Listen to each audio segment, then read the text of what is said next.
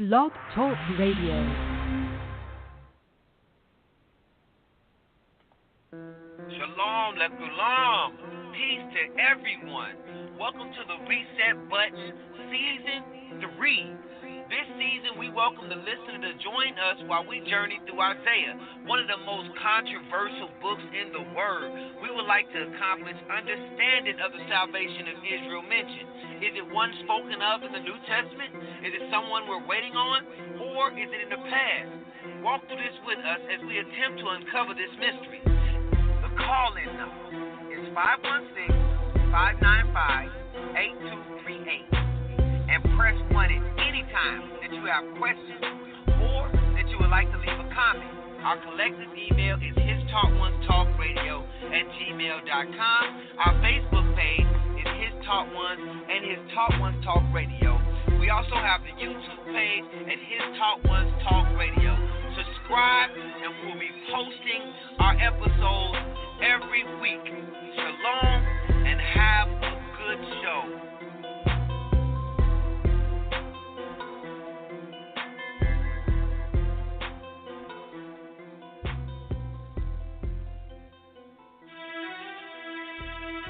Ladies and gentlemen, welcome to another season of His Taught Ones.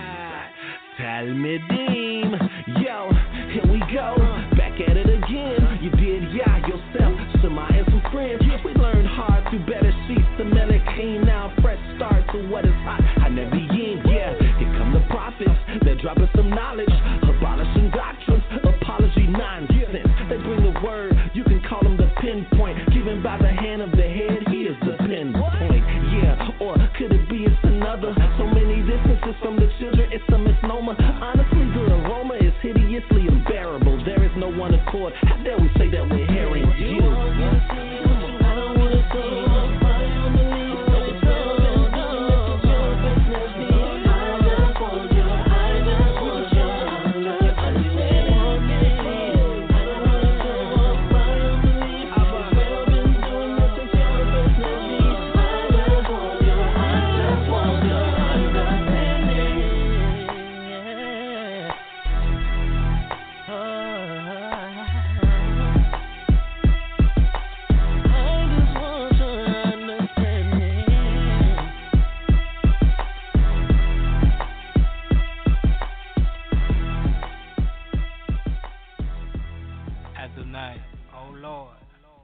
Kadosh Yisrael, Holy One of Israel, Anachnu modim lecha al yom nosaf we al milah.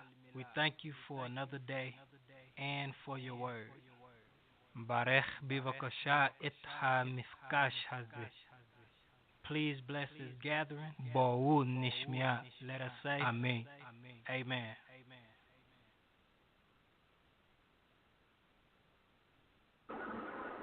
Shalom, shalom. I don't know, Yedidyah, you there? I know you. Yeah, I'm here. I don't know if you wanted to host it or not. Yeah, I'll take over, and then we just jump back and forth. I know you trying to get to the house right now, so I just lead us off. That way, you know what I'm saying, you don't have to worry about any distractions or nothing like that until you get settled. Oh, yeah, that's cool. That's perfect. All right. Shalom, everybody. This is Brother Yedidyah. So, after a week off, we back. And as we have returned, we're going to kick off our 5th rest show of the season. And with that being said, I guess I'll just do a brief introduction to what the show is going to consist of today. As you all know, or should know, those that have been following along with us for a while now, the rest show is just where we take the opportunity to sit back and kind of veer off from our normal contextual studies as we've been going through what what we call the Bible, from Genesis up to the point to where we are now, which is Isaiah. And we will continue to go all the way through the entire book of, or books of the Bible. So from Genesis to Revelation. But right now we just veer off and kind of look at various other topics that we could talk about and discuss. And what I've been doing for the past, I think, 2 rest shows is creating a poll on the page, his Talk Once Talk radio page, or group, his Talk Once Talk radio group, and everybody cast their votes, and based upon what everybody votes on, that is kind of the focus of the rest show. So just to go over some of those topics that we had possible messianic prophecies in Isaiah thus far. That was one of the top categories that we had. So that will be one that we will be discussing today. And then we had truth according to ancient Israel doctrine was the second. It actually was tied with the first one I mentioned. Then we had lunar Sabbath. We had with ships, Deuteronomy 28 and 68, the gathering, henotheism versus monotheism, idol worship according to Scripture, flea doctrine, and lastly, is it important to know Hebrew? So those are pretty tough topics to choose from. I bounced back and forth a few times. You actually, when you cast your vote, you can change your vote. You just can only vote once, and whatever you would like to talk about, just leave it at that. But me, myself, I was bouncing back and forth with the possible messianic prophecies in Isaiah thus far. And we can explain these a little bit before we, move forward. That one just, I think, is self-explanatory. Basically, as we're going through our contextual study, as we all know, there's a lot of, claims to messianic prophecies within Isaiah. And so, context is key. So as we go through it in context, we try to identify whether or not those claims are accurate. So that's that, which we'll be getting into a little bit today. Truth, according to ancient Israel doctrine, is basically what, because everybody goes around and say, I'm in the truth, but within those individual claims of people saying that they're in the truth, we have a lot of different camps. We have a lot of different understandings and or doctrines. So what is truth according to ancient Israelites? Like what did they say truth was? Is basically what their topic is. Lunar Sabbath was something that Brother Shema had brought to the table. I don't know exactly. I would rather have him speak on that, since he the one that brought the topic up. But it's pretty much, dissecting and identifying what Lunar Sabbath is and if it's an actual thing, I guess.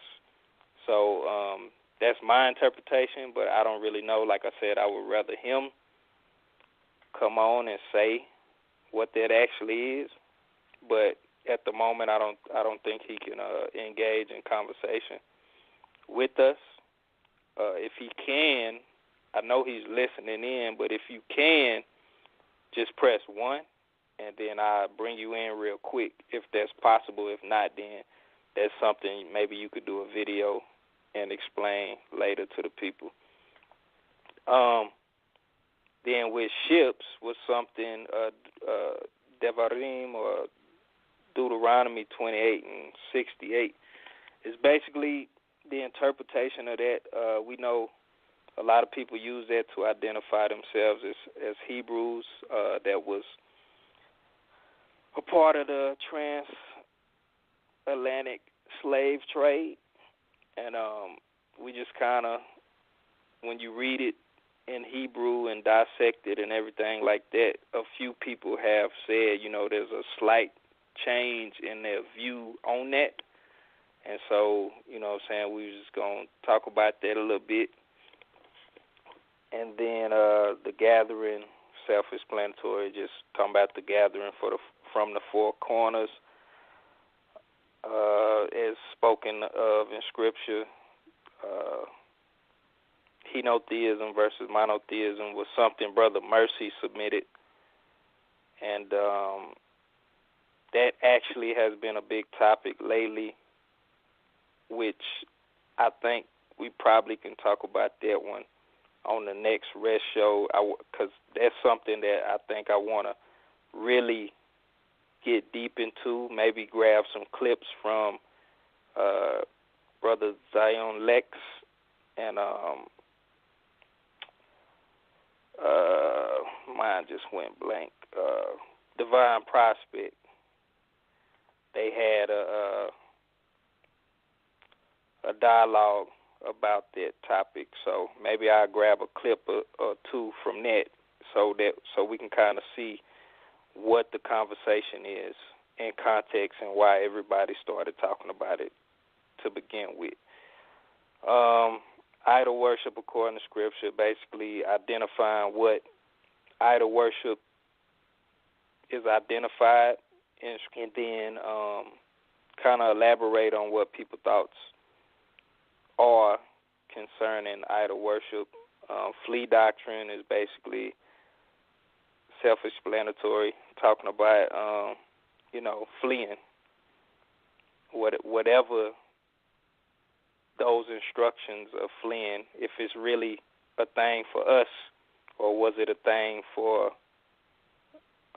those in the past? And then, is it important to know Hebrew? I shouldn't even have to explain it. It is what it is. So, like I said, the top two that we had was possible messianic prophecies in Isaiah thus far, and then truth according to ancient Israel doctrine. So, I don't know if Yosef, if you had any opening statements that you wanted to say before we got started. And then also, we were going to talk about past weekend. As you all know, we took off a show. We was going to just talk about that a little bit before we jump right into the topic. So, Brother Yosef, if you had anything you wanted to say,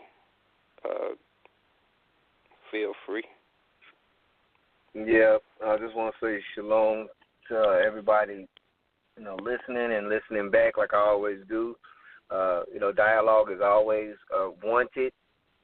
Press 1 to get in the queue. Anytime you feel the need to comment on whatever, and we try to let people in real soon, because, when they wait so long, people forget what they want, and sometimes it gets people discouraged also. So we try to get to people in a real speedy manner. Also, Yedidyah is so modest. He just had released his, I don't know what he want to call it. He said he want to call it a mixtape, and it ain't an album. So his project, or he released some nice little songs, and I'll let him give all the information on it. But I know he ain't say anything about it. If you haven't had a chance to check it out, it's good music. Ain't nothing, he ain't in there talking about, what everybody else talking about the world. And he ain't finna super duper, religion you out, something that you can bump as establishments with your family members, and they won't feel uncomfortable or convicted. Well, they might still feel convicted, but they shouldn't, because, real talk, So I let him, give more information on that type of stuff. I don't know when he wants to do that, but he has a couple avenues that you can check it out. And then with that being said, also, and the other members from my Tommy Doe, he has, his thing he done put out last month. If y'all haven't had a chance to check that out, check that out. I'll let him later on, when he's able to put out all the information on how you can find it. Both of them on my page, but you probably have to fish through it to find both of them because they kind of get lost. But it is what it is. That's all I got to say. I'm just ready to see, what we got to talk about. I love the rest shows, like everybody know, because it's just a time that we get away from our contextual studies and we able to just chop it up in fellowship, and that's what these days are all about for me. So, I just hope y'all enjoy the show, and shalom.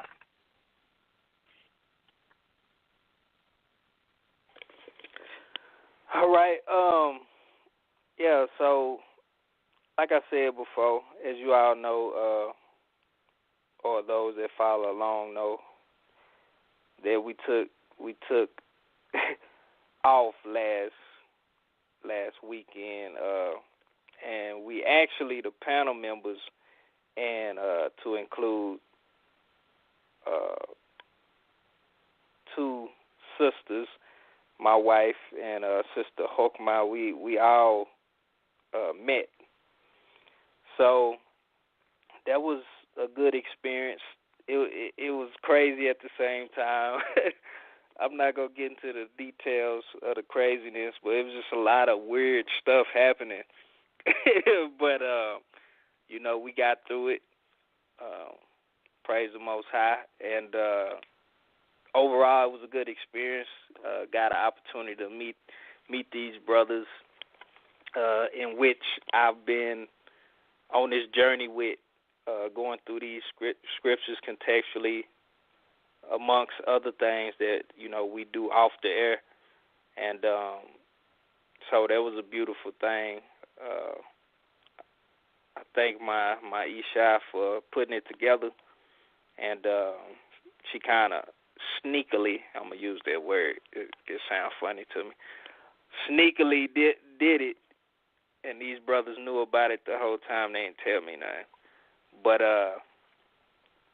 yeah, so it was a good experience meeting these brothers actually in person, and was able to, see these brothers face to face, opposed to just hearing their voice over the phone. Of course, we've seen each other on videos and stuff like that, but just to actually be in each other's presence was a good thing.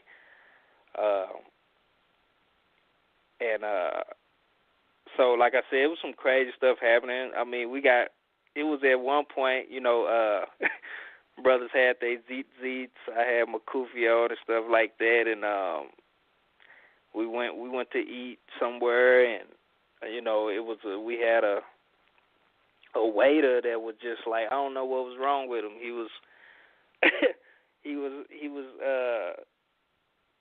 like real rude to us and stuff like that. I don't know why or anything like that, but it was crazy because the next morning we ate breakfast, and we got to the it was inside the hotel or whatever, and Brother Shemai, I guess he was there first. I really don't know the fullness of the story, but he was there first, and of course, my brother, he had his menorah necklace on, and I guess the guy recognized the menorah on his necklace, and said that's a nice necklace or whatever, and they got to chopping it up, and come to find out the reason why the menorah necklace caught his attention was because he was a Ashkenazi Jew. And so, like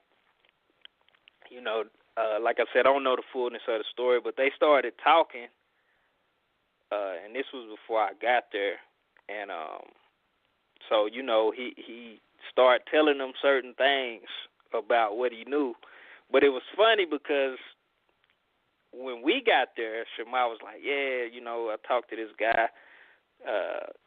Our waiter, he's a Ashkenazi Jew, and he was saying this and that. He was like, but I'm gonna let him tell y'all himself. But he wouldn't really talk about it again. He was talking about certain things pertaining, the ethnicity or color of the Jews and their origin and all this stuff like that, based off of what he knew. And but I guess he didn't want to say it again. So but he would keep popping up and disappearing and saying little things and stuff like that.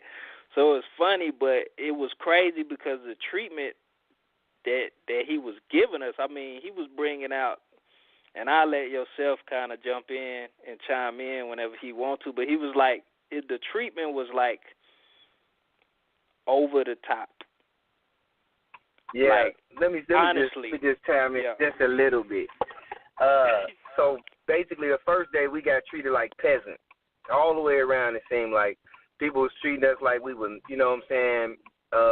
nothing, And that day, we all, I had on a little thing, and I don't even know if I had it on at the, at the restaurant or whatever, but, we look a little different. Like I say, he had a kufi, menorah, zit, these type of things, and the guy was like overly rude, got my order wrong and everything. But the next day, this guy, put us in like a nice little away from everybody, so we were set apart at a round table. You know what I'm saying?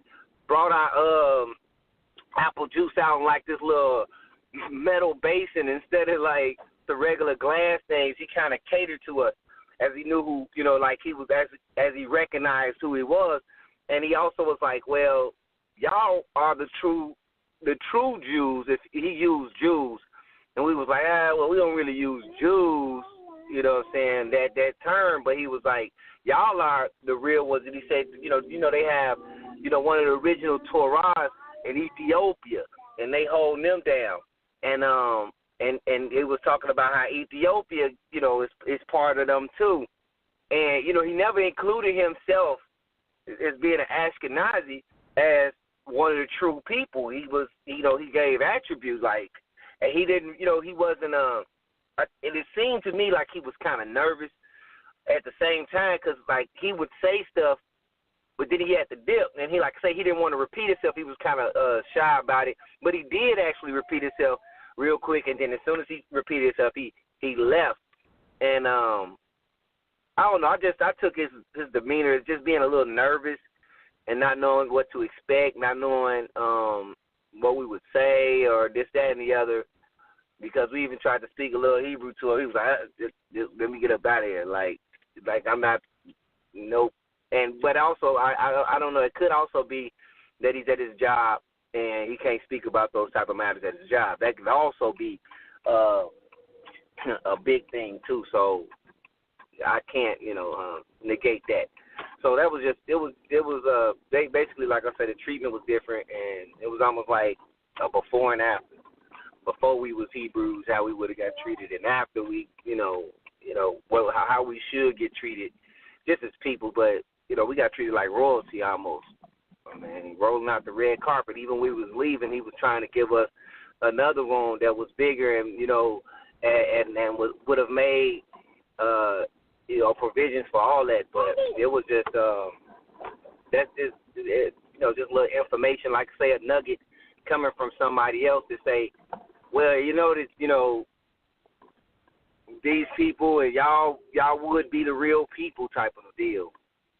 So that's coming from, say like a white guy, but an Ashkenazi, for anybody that don't know what Ashkenazi, it'd be like a Caucasian guy or whatever, and they'd be from Germany, and those are the people that occupy, Ashkenazi Jews are the predominant occupancy of Israel right now. They're not the only people over there, but they kind of, prevalent. So that was very interesting. It was real good. That's all I have to say about that. But I just want to add in, like you did the night that you know what I'm saying, everybody got there and we got something to eat, and the guy was rude at the other place. You did have your it's like a tunic, you know what I'm saying. You had your tunic on with your zit, and you know, Shammai had his menorah on, and he had his zit on, and I had my kufi with my little somewhat of a militant tunic looking, but yeah, man, like just the difference of him knowing, or you know what I'm saying, in his mind, feeling like, you know what I'm saying, who we was to him, you know what I'm saying, and you just see the difference, you know what I'm saying. It's just like total difference, and I just say that was a moment that I probably would never forget. Just meeting, and I'm just glad that, you know, because that was in the morning, and it was crazy. It was Shabbat, you know what I'm saying? And that morning, it was Shabbat, and we, you know, as he kept coming back, you know, as we was leaving, he was like, I heard y'all conversation, what y'all was talking about, because, you know, we was getting our, you know what I'm saying, rest show in at the table. Like he was saying, we was at a round table, and we was just talking about certain biblical topics and stuff like that. So as he kept coming in, bringing us stuff, I mean, like I said, the treatment was awesome. It was extraordinary. I've had some pretty good waiters, but I've never, like, he exceeded the standard of what a waiter, you know what I'm saying, would do, a good waiter would do. So, but that's that, man. I know Shammai, you know, he made that post and said we would talk about it a little bit. So I just wanted to make sure, you know, he's not on the panel today. He's listening, and, you know what I'm saying, I wanted to make sure that was done. So now that we've done that, and if nobody has any comments on, you know, what we shared, we could move forward to the topics at hand. If you have something to say or anything like that, by the way, y'all, you know, most of y'all may know what to do, but some may not. It's a new number on here I don't recognize, but just press 1 if you would like to speak, and then we'll bring you in. We'll open up your mic. All right. We got Brother Jeff in the queue. Brother Jeff, you're live. Shalom, everyone. I'm glad to be here, and definitely glad to hear how everything went during the last weekend, the last Sabbath. And definitely just want to say so on live. Definitely enjoyed the Volume 1 of Brew Meets World. I've been listening to it for quite some time. Just really listening to the message as well and the flow. So I definitely appreciate that. I downloaded, I have that. So shouts out to you. And I appreciate your modesty as well in the same way. But it's good when someone else can honor you and just acknowledge you, know, your accomplishments and everything. So I appreciate that. I did have a question, though, is some of the terms that you always saying. I was just trying to get some clarity on that. Like you were saying, Shammai was wearing this and you were wearing that, and Brother Yosef was wearing that. So I'm not too familiar with those terms. So I was just wondering if you could, like, tell me what exactly are those things that you are wearing. Okay, so to begin, the tunic. A tunic it's a shirt, but it's the design of it is something that you would see in the eastern part of the world. So, like, Africans wear tunics. What we would call Arabic people wear tunics. You may see, and each one is designed a little bit different, but like even some Asian cultures wear tunics. They look a little different, but they all look follow like it look like a long robe. Be on some real, like mine had a big old lion on it, but it did go down like past my knees, and at the bottom of it, it got like a little slit where the zit like sewn into them. So like just think like, you know how they be having the long gown, like you know how I want to say a monk, like almost how the monks be, and they gowns be a little long and it's linen. That's what I had on. Okay. You know what I'm saying? So Okay. yeah, so like even the African wear, it would actually look like we was from either somewhere Africa or something, and I promise you got treated like we was, you know, some foreigner that gonna never come back or something like that. For real. But yeah, that's what that is. As far as, you know, the coupe, you know, that's the little net hat, like sitting on the head. You know, Muslims would wear them mostly. But what you would probably understand, you know, a group of people like the Muslims would wear them. And then the menorah is I would have to say, you know, like the candle stand thing. He had it on his necklace. Shema always got something, you know what I'm saying, nice. It's like culture type of status, U.S. stones and stuff like that, and tributes to Yah and all of that extra stuff that we don't even really see in his culture. He has that type of stuff on, so easy to identify if you know what it is, as far as like the symbols and stuff on his shirt. So that was it. Okay, appreciate that. No, I got a good understanding now. Yeah, appreciate that. So I can see why I drew a little attention to. Yeah. Yeah. Lastly, I don't think he brought up the tzitzit. But the tzitzit are like the way that, you know what I'm saying, culturally they're worn. I mean, it's in the scripture. The most High say word on the four corners of your garment. So it's like he said, it could be sewn on. Like I have a T-shirt it's sewn into, and it's slit, and it's sewn into the four corners of the shirt. But it's basically like, you know, thread, and it's, you know, it's knotted up, but it also is fringed at the bottom. Like that's how we wear them. Like you might see other people with them, like basically how Yosef would say, like the carpet fringed fringe carpet, or not carpet but rug, like the fringes on a rug, and people have it all the way around their shirts, like completely hanging at the bottom of their shirts.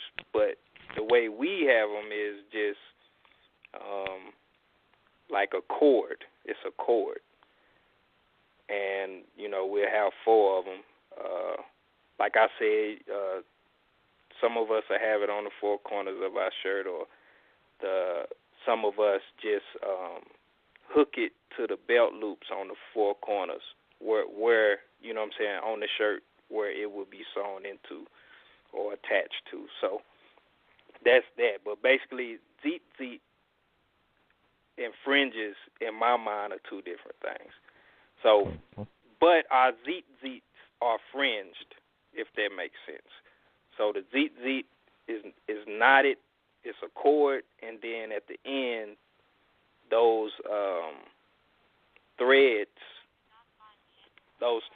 are hanging in that fringed.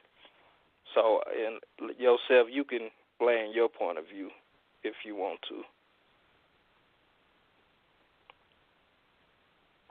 Nah, I put a picture up in the group later on, so you can see exactly. I put both pictures up so you can see exactly what these things look like.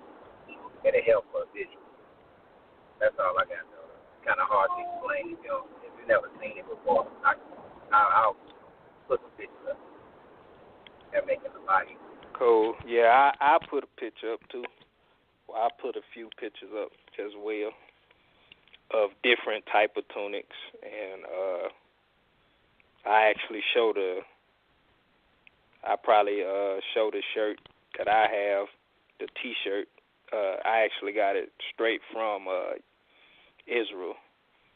They shipped from Israel, so I show that. And but yeah. So, Brother Jeff, you have anything else? If not, we'll mute your mic, and then you know, whenever you want to come back, just press 1. Oh, no, that was it. That cleared everything up because I understood the Reeboks and the Street speaking Hebrew. So now that kind of breaks down. So I'm listening to that part. So I can break it down. So I appreciate that. Now I got to understand it. All right. Appreciate that. All right. So go ahead and get into these topics. I don't know if you want to start it off yourself or you want me to start it off and then you just jump in. But I think this first one is more your lane. It was one that you voted for. The messianic prophecy so far, right? Right. So I'm going to start it off. I'll start it off, and I think I want to just bring up a scripture first off and foremost. When I say we're going to talk about so far, so if anybody doesn't know or listening back, we've been doing Isaiah every week. We've been doing the whole Bible, but we're in Isaiah now, and we've gotten up to past 44, 45 and start next week or whatever. So at this point, have we seen any messianic prophecies? Are there some possible messianic prophecies? Are there some for sure messianic prophecies? And that's what we're trying to get to at this point. It's kind of like a little breakage in there to say, okay, what have we gotten so far? So we can exclude or include some things, and that's the point of one of the topics of this topic. So as I believe, 4 and 2, I'm going to pull it up real quick because I'll be doing the most on my phone. But 4 and 2, I believe, is one of them. That's just off the top of my head. Hold on. 2 seconds.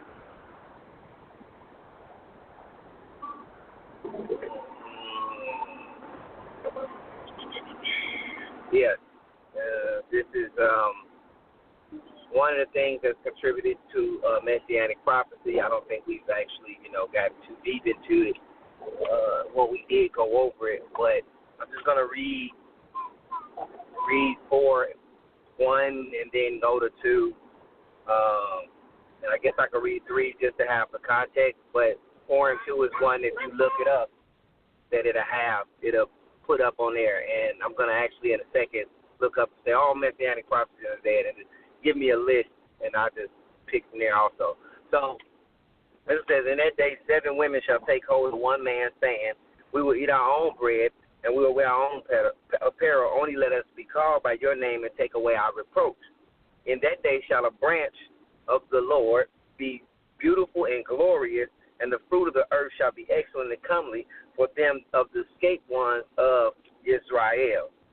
And it shall come to pass that he that is left in Zion and he that remaineth in Jerusalem shall be called holy, and every one that is written amongst the living in Jerusalem.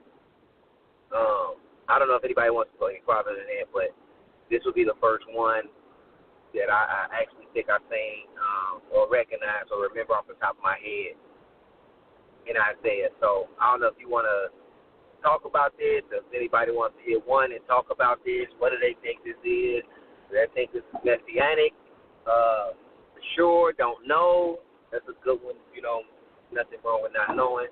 And we'll just, I think that it's cool to just do it like that if you don't mind.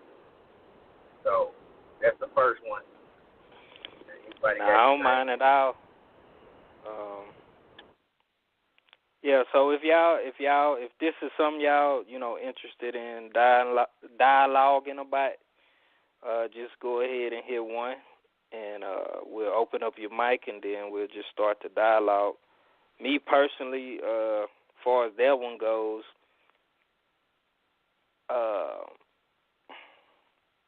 I don't really have no deep thoughts on that one as far as messianic prophecies. I know that's one people talk about a lot, as far as it being futuristic, like it hasn't happened yet, and it's going to happen, and they like sitting there ready to receive they 7 wives, you know what I'm saying? So it's interesting, being adamant about, receiving receiving a 7 wives, it speaks a lot on a lot of Hebrew Israelite mindsets, just how this is just one that's heavily talked about from the standpoint of just desiring to have 7 wives, I guess. I don't know. I can't really say what people think about, what their true thoughts are, but just discerning how much they talk about it just speaks a lot to me. But that's all really I have to say about that one. Like, it's not that deep to me as far as from a messianic standpoint.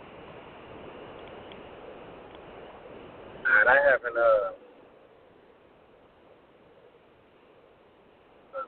haven't seen the 7 wives happen yet, so I can't even tell you, as far as, like I say, we going through this thing, and I haven't come across the answer to this one in context of Scripture. So this is one of the ones I looked and said, well, when it come around, I'll come back to it, because everybody know, and I told y'all a minute ago, I done hit my reset button. I don't even want to think about some of the stuff that I used to know. I mean, it's hard to kind of get rid of some of that stuff, but in the same term, I don't want to make an assumption. As far as I can give an opinion, and I just let it be an opinion for me, and that's why I say it's not facts. As far as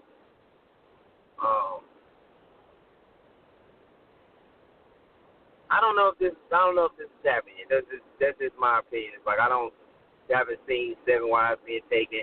This is something that is attributed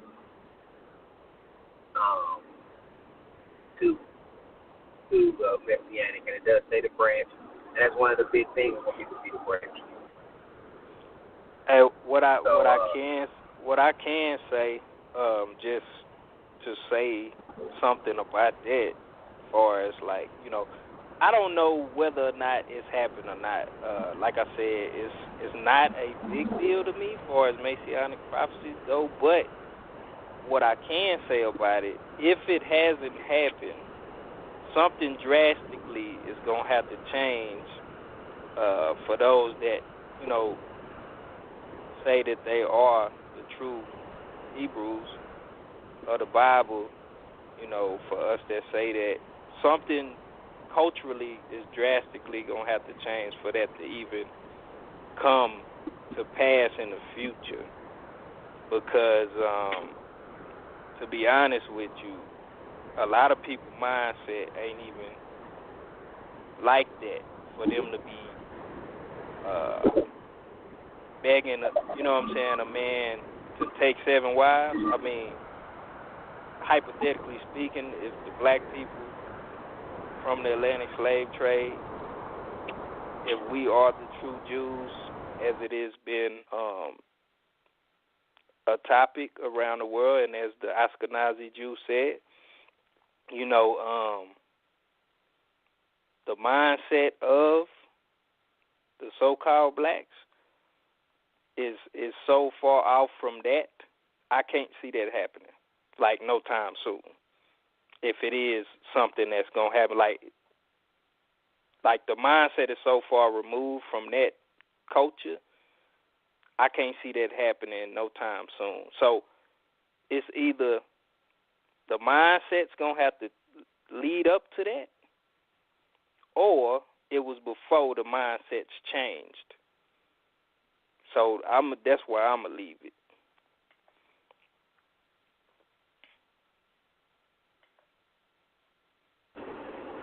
Okay. I know I posted this in a group. I know in the group they're saying they want to comment, but I don't know. It might be the 716 number. Told them to press 1. They ain't press. Or either that or my phone slow. Which could be all. Nah, it didn't. Okay. We got Mercy in the I know Mercy in it, but as soon as if the person here, if your area code is 716, go to 716 on that. You can press 1 on your keypad on your phone, and or you can, tell me that is, and I can open up your mic, whenever. I don't want to open you. I only see one number I don't know on there, so it's most likely, but I didn't want to assume, or I didn't know if you was on digits on the phone or whatever. I don't go by assumptions. Yeah, they press 1. So we'll let Brother Mercy in, and then we'll let the 716 number in. So, Brother Mercy, you're live.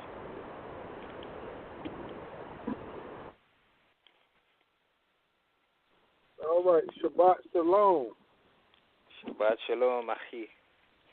Yeah, I had a question. I'm reading it, but what translation are you using? Yosef, what translation you was reading from? I read it in front of KJV. I just went straight from KJV because that's what everybody kind of knows. I've been doing that in Isaiah lately.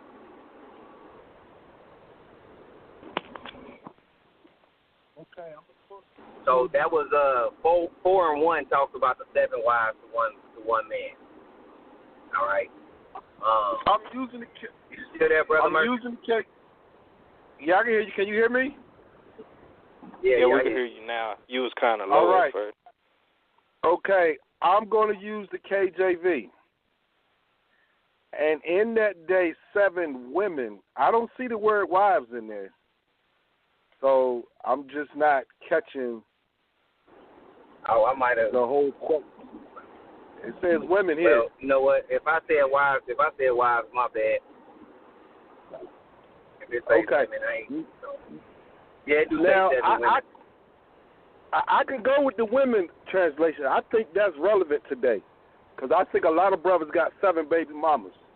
I can agree with that.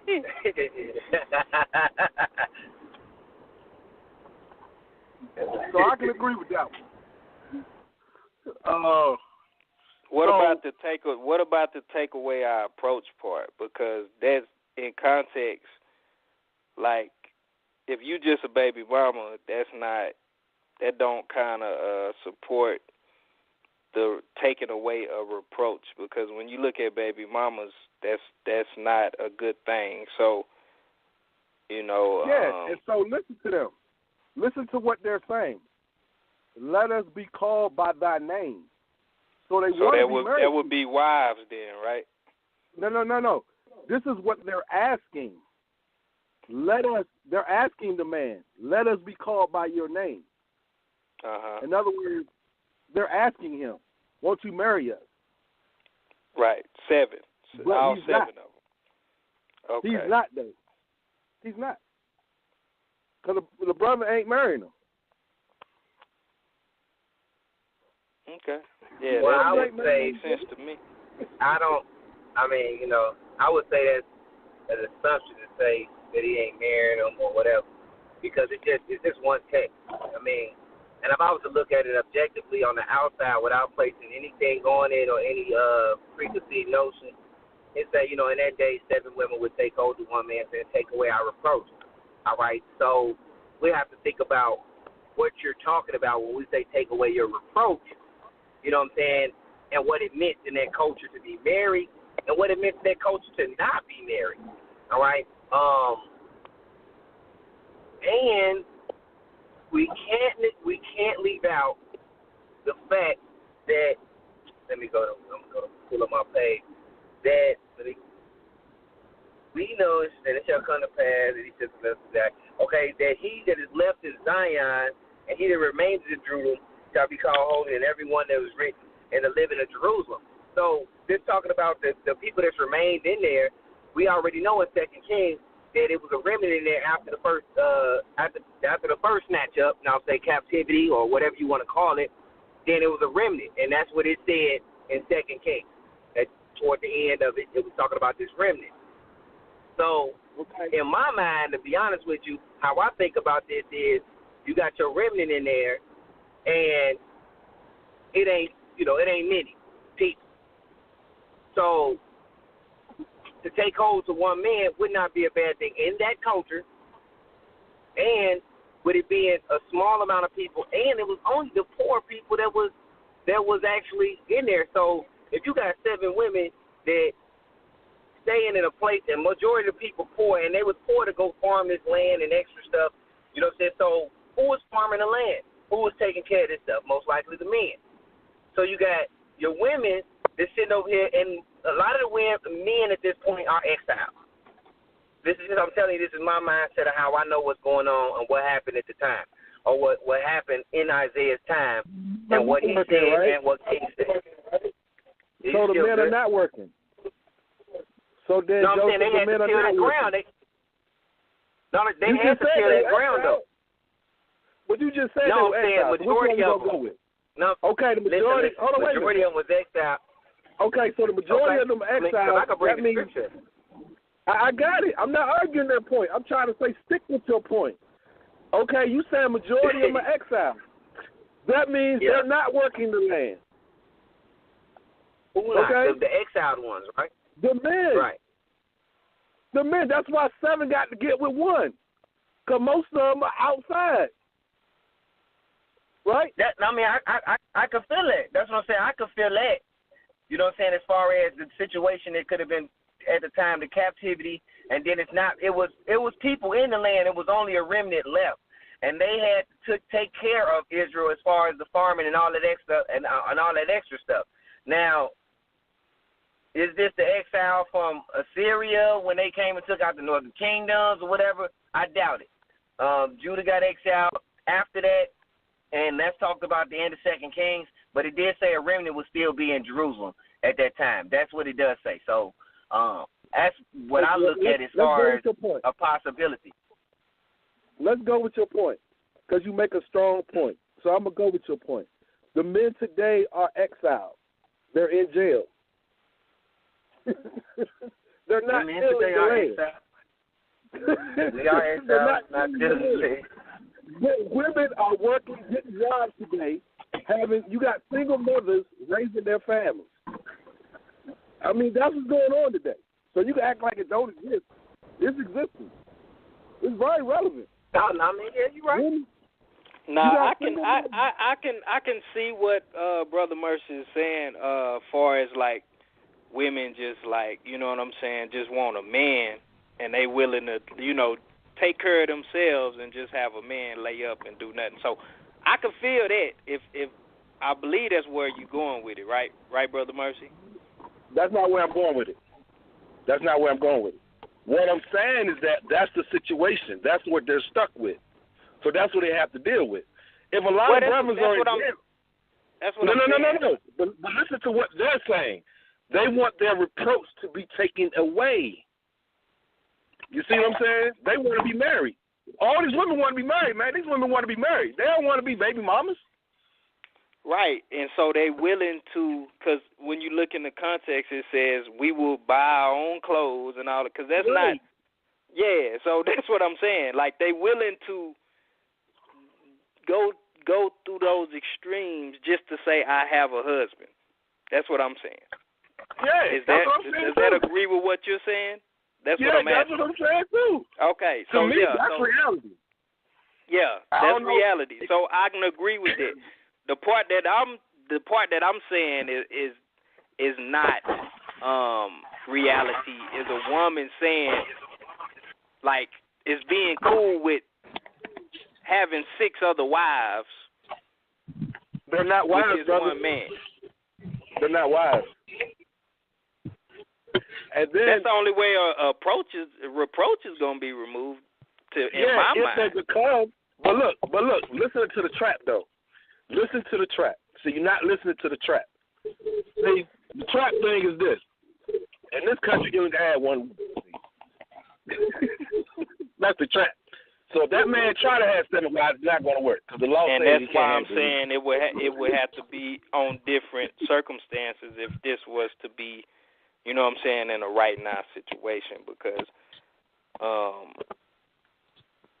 to me, taking hold of one man and your reproach being removed would have to fall under the category of marriage, Hebraically speaking, because in that culture, You know what I'm saying? If you wasn't married and you had a baby outside of wedlock or whatever, that's a reproach. And that's a reproach in this culture. Yeah, not so much, though. I think it is. No, I think it is. No, hold on. It is a reproach. It ain't, though, because I'm telling you, I was just talking about this the other day, man. The things have flipped around, and women lead their children now. So the culture, the change, how people think, it's totally different than back then. So I'm not going to say it's not different, but I would say the reproach is the same in the sense that these women don't want to be single mothers, man. Nobody wants to be a baby mama, man. They don't want to be that way. That's the way they are, but that's not the way they want to be. I agree. They don't want to be that way. Well, this is going to be Brother Mercy. I understand. And the brothers, and a lot of my brothers, like, okay, let me give you an example of what I'm saying. Like, I know this is real because I'm in the schools. It's real. Half the brothers want to be drug dealers and rappers. So what's going to happen to them? Half of them going to jail. Okay, that's what's going to happen. Let me get your answer. So you saying this is now or this is futuristic type of deal? To me, I see verse 1. I'm talking only in verse 1. I see verse 1 relevant to today. I see it going on today. I just see it. I mean, I see mothers, women. You good? That's what I was asking. Basically, is this like a today thing? So, I mean, to me, right now, I'm not here to tell you right or wrong. We finna chop it up. You know how it go down. Now, we was talking about the scriptures that we be talking about in context. This is just one of those ones. I know that when we got to it, we was like, well, we'll see what happens. Now, what I will say is, all the way up to 44, they don't talk about this no more. This is like, well, I didn't see it.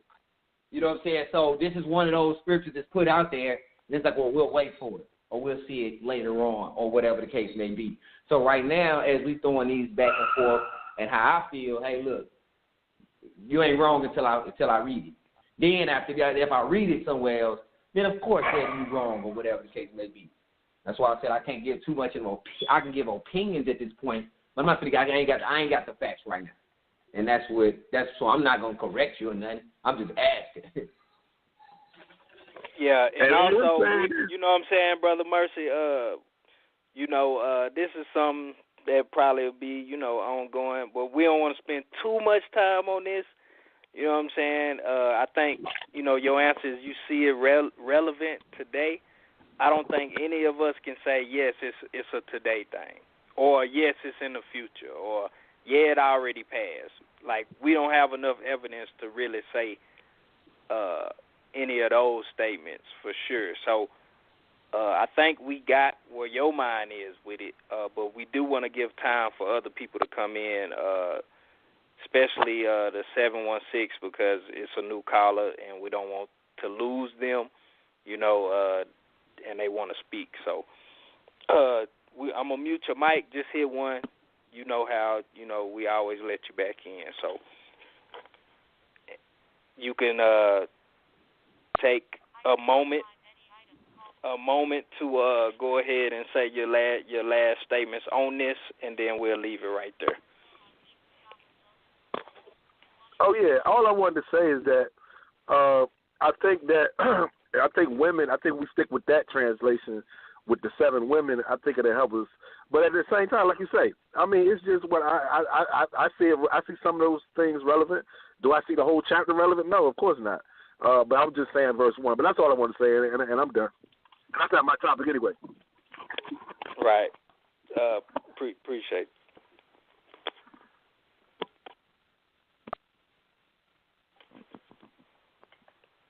All right, mute your mic.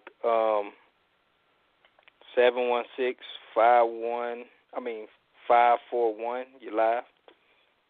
Thank you for taking my call. This is Sister Doris. I didn't want to get in the queue. I was trying to get the scripture verse that you guys were just speaking about. I need that. It's Isaiah 4:1. Isaiah 4:1. Now, when these guys talk to you about this prophecy, do you have the precepts for? Because I heard a lot of, you know what I mean, I think, maybe, you know what I mean? Do y'all have any scripture? Okay, so far as this one goes, there's nothing that precedes the context of just saying in that day. So in that day is just a day that was to come during that time of Isaiah speaking these words to the people. So in that day, we know it would precede the time of the writings and the time of Isaiah speaking, but this is just a general. That's why I said it's not really it doesn't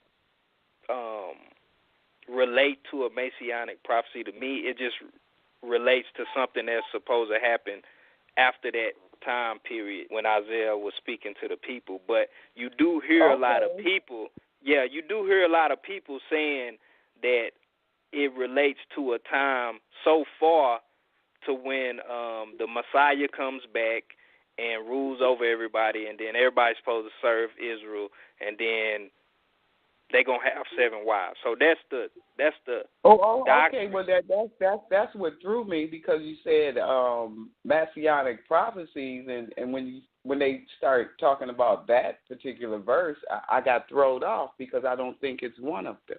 Right, and that's my take on it too. But you have people out there that not necessarily say it's messianic, but they relate it to messianic time frame. Well, you can't do that unless you have scripture to get you there. You know what I mean? You have to have precepts for that. This is not a feeling thing. You know what I mean? Right. But yeah, I got thrown off. I agree. We agree with that. That's but probably I will like try and study that though. I mean, you know, I have heard them saying that, and I guess I would try to find out if it's a millennial scripture. Right. And that's what I think is more so, because they tied into the return of the Messiah and the Messiah ruling all over, and then Israel taking a rightful position, ruling with him, you know, like you said, millennial, and then, you know, that would in turn, you know, being able to, like Brother Mercy was saying, you can't even do that right now.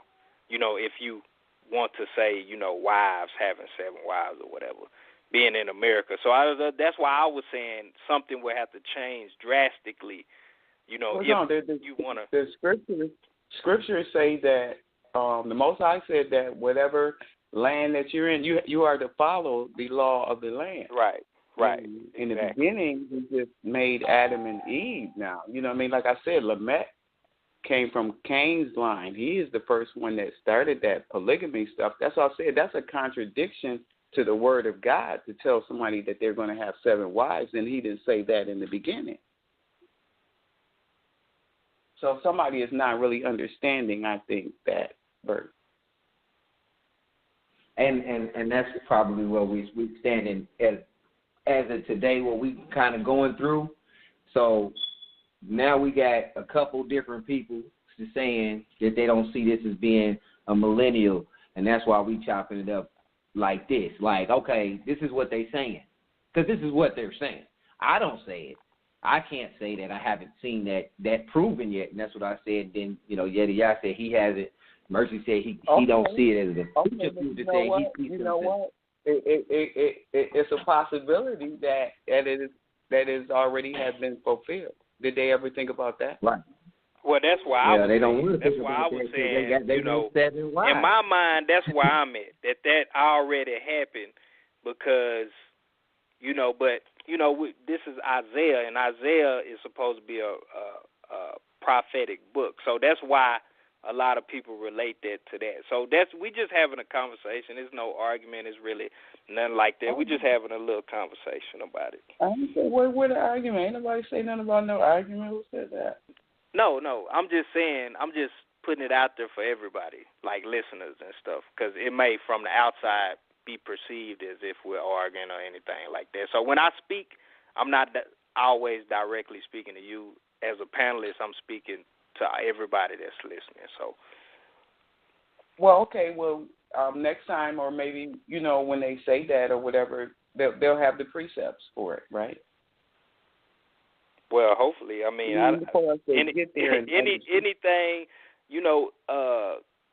just far as when we do these shows like this, because I know you're fairly new to it, but when we do these shows, we mainly just talk about, reality, what's being said amongst the people that believe in the book, and, just to give insight, because some people may not understand, a lot of things that people say, outside of the forum that we have right here. And, as we're going through the whole book. So when we come across certain stuff, they may have heard people say certain things they may not have heard. Each individual may heard something different. So whatever somebody brings to the table, we just kind of discuss it and leave it where it's at. Oh, okay. Well, at the same time now, y'all supposed to be, giving the people edification too, right? I mean, you know what I'm saying? If you're gonna if you tune in to the shows, like when we go actually, because we've already touched this scripture before, so we just readdressing like possible messianic prophecies and things of that nature right now. But as we go through contextually, the edification is there, and I can let anybody who comes in. We actually have Brother Jeff next because we want to give everybody time to speak. But if you tune in more frequently, there's edification that goes on, Okay. Can I ask you one more question before I go? Now, you said messianic prophecy, and so far as Isaiah, you said 4:1. What does that have to do with the Messiah? Well, me personally, that's why I said, to me, it doesn't have anything to do with messianic prophecy. Okay, thank you. But I'm not the one that brought up that scripture, so I'm just speaking my piece on it. But that's a good question to ask them. I mean, if it doesn't have anything to do with the Messiah, how can it be a messianic prophecy? All right. That's a good question. I agree with that. You make a good point. Yeah, like I say, when we first read it, I said, hey, look, I don't see, it's definitely at this point. So it's nowhere that says Messiah, anything attached to none of that. None of it. Mm-mm. So none of it. I don't know why people are using it as, but when I say messianic, I mean also like, you say millennial. So like after that, this is what they're able to do. So I also mean like post arrival, like this is like the end time type of deal. I understand but if you say Messiah and if you say messianic and you say Messiah, it has to be surrounded around him and no one else. I mean, that's all I'm saying. You know what happened is, I'm going to tell you why.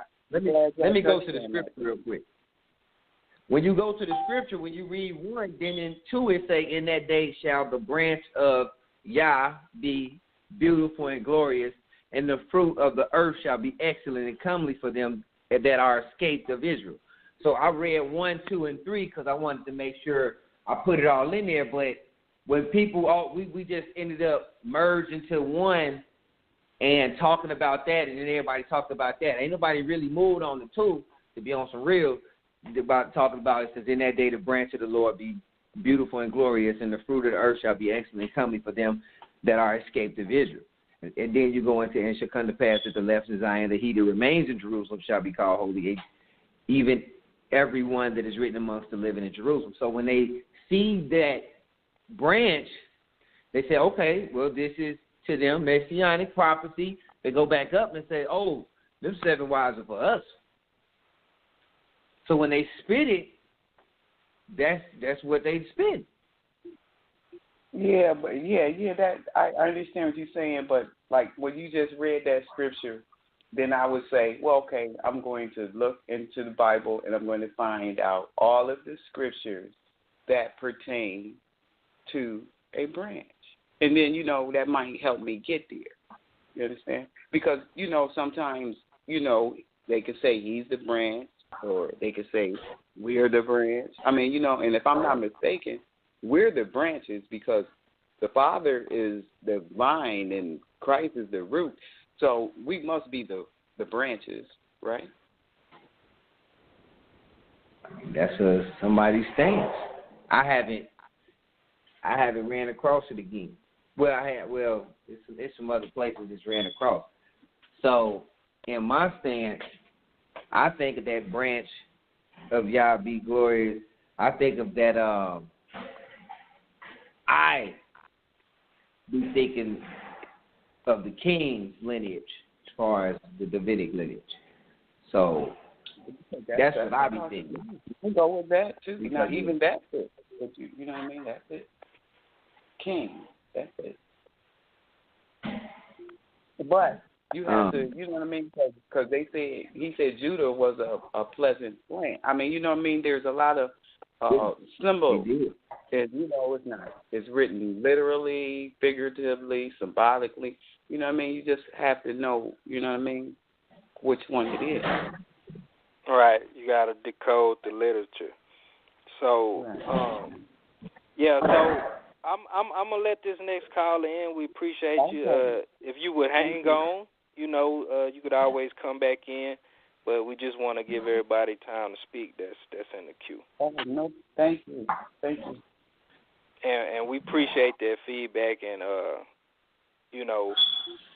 I think it's very important that, that we explain, when we talk about messianic. That's why I tried my best to explain each topic that we was looking at too. But I don't know if you was here during that time. So I'm going to mute your mic. Just press 1 to get out the queue and then press 1 again to get back in. Okay.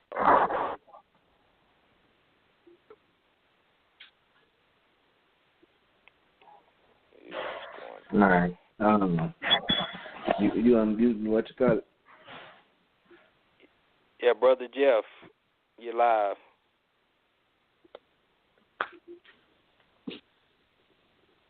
Did it go through?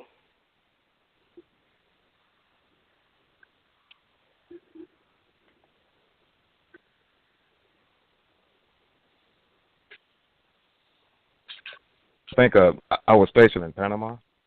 The ratio of women to men was like 10-1, and we know they had a little battle down there a while back. So there's just a shortage of men. So I think this is pretty much that. And when we read up in 3:25, it says it clear: the men shall fall by the sword, and the mighty in the war. So if there's a shortage of men, then quite naturally, if it's the custom of the women, that's why it's good for us to go back and read everything and see how this originated. So we know when we go back in them first 5 books, it pretty much tells us, it's a shame to lay with a woman and then you don't marry her and all this other good stuff. So it's the culture. So this is pretty clear cut, if you ask me. Look, if it's a shortage of men and I don't want to I want my reproach taken away, I just want your name. But when you read this, from let's just say from our culture today, to some brothers that might mean, man, I got to be 7 women. Woo, I'm going to sleep with this one on this night. I'm going to see, that's the mindset. That has nothing to do with what the Most High is referring this to. So the women know that it's a reproach for them not to have a name. So it's like, look, ain't no men around here. Hey, bruh, all 7 of us want a name. Can you be with us? I think that's clear cut. And I'm sure there was wars that were happening back then. So it wouldn't be a matter of is this something coming to fruition now. We can know that in history there was a lot of wars and all that good stuff. So I just think it was a shortage of men, and the women were trying to have a name, and that's their custom. That's all I want to say. That was good. I want to just add to that, if I could.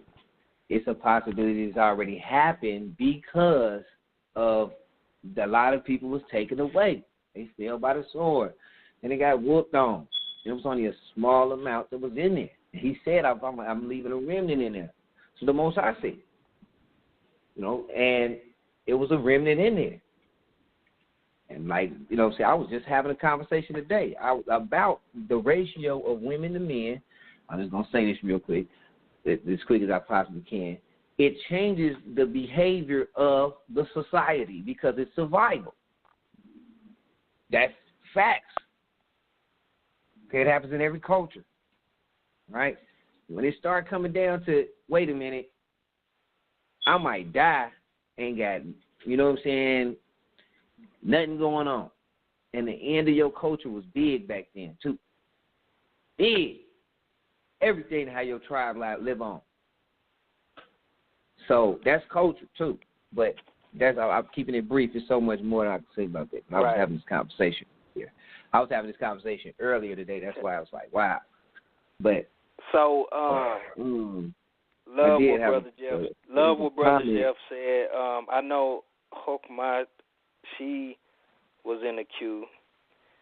I want to give her an opportunity to speak. And then, did you want to move to some more possible messianic prophecies as well? In the group, somebody I put this group up, and I don't know if they put in Isaiah 11. Wait a minute, let me go back up. I think. All right, Brother Jeff, did you have anything else you wanted to say? Oh, no, that was it. All right, I'm going to mute your mic. You know what to do. And then, Sister Doris, if you press 1, it'll take you out the queue. And then whenever you want to come back, you can come back in. I'm going to open up Sister Hokmah. You're live. I know you was waiting for a little while.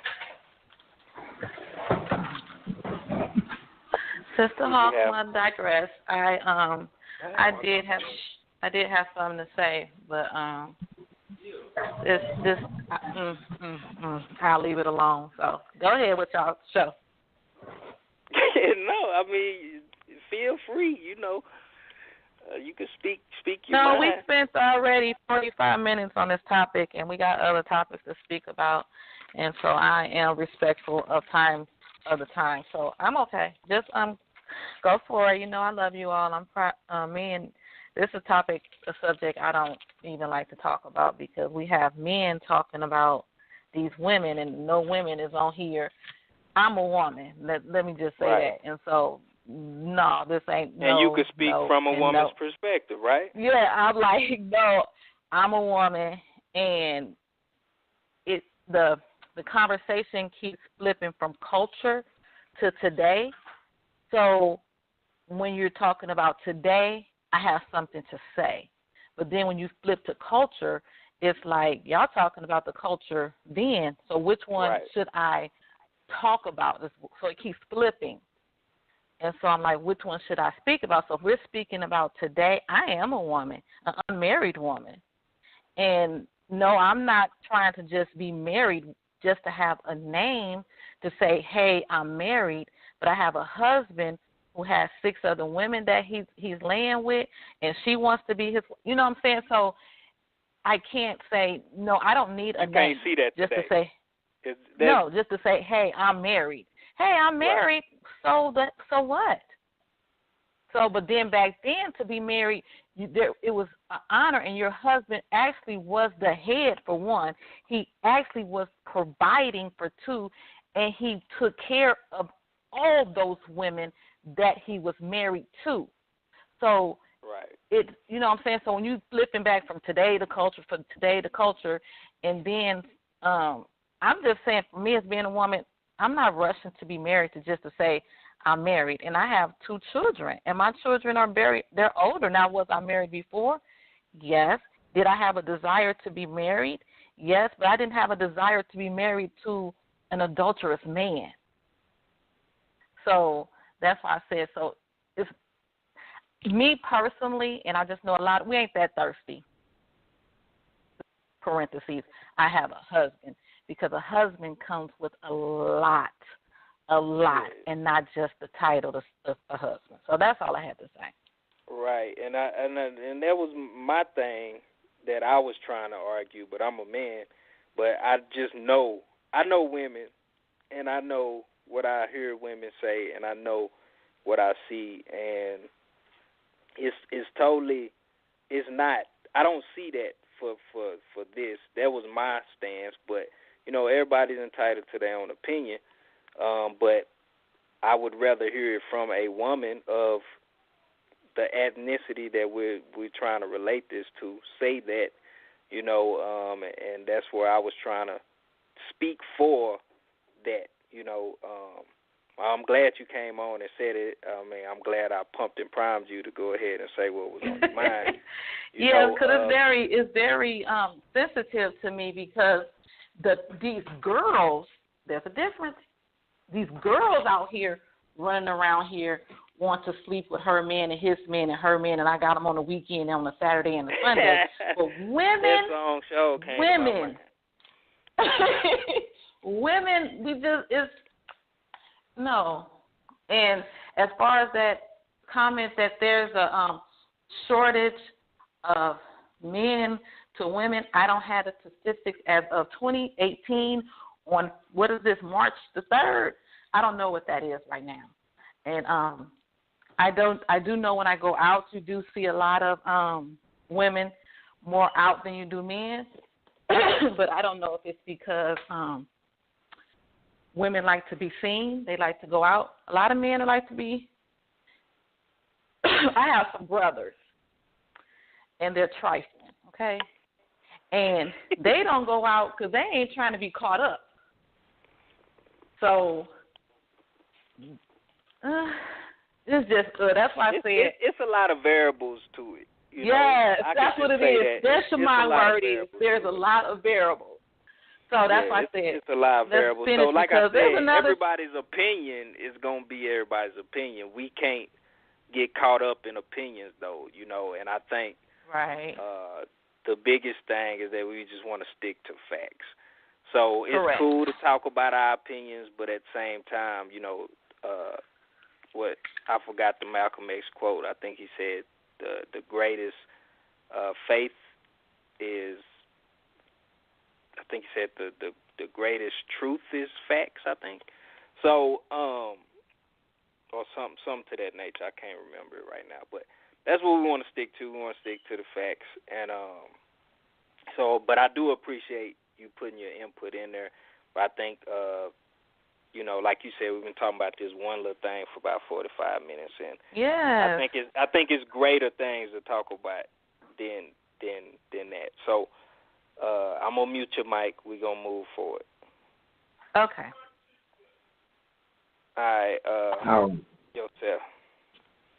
Yeah. I want to talk about 9 and 6, but I know you said people are putting in certain things that they want to talk about, I'm not going. It's a list of them that I could tell you the list, like pertaining what you can just pull it up on Google. This is another thing I did. You know, pull up on Google messianic prophecies in Isaiah. All right, and you get these little lists. Now 4 and 2 wasn't on the list, but I've heard that, so I threw that in there.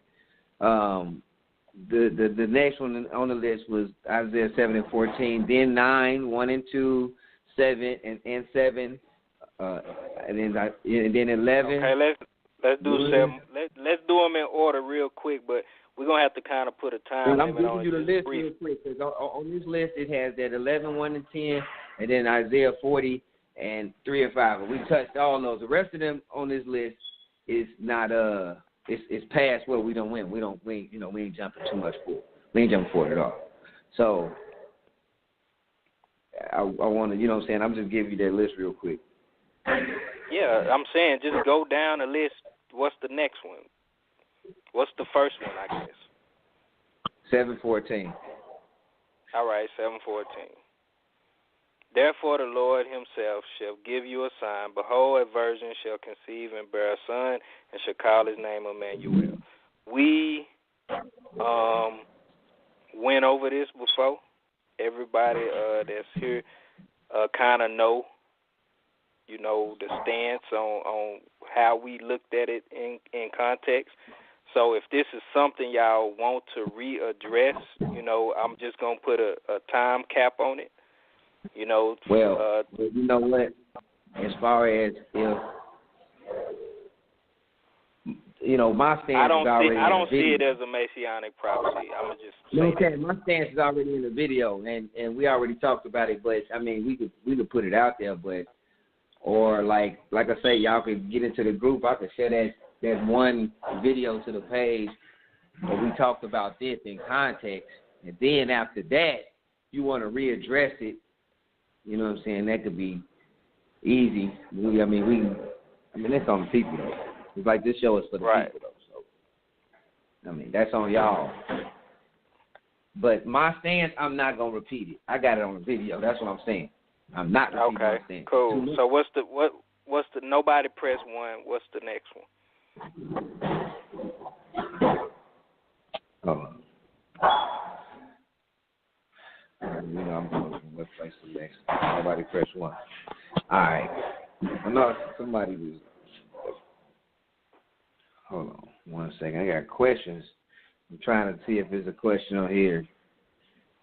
Because they say they can't call in and they can hear, though.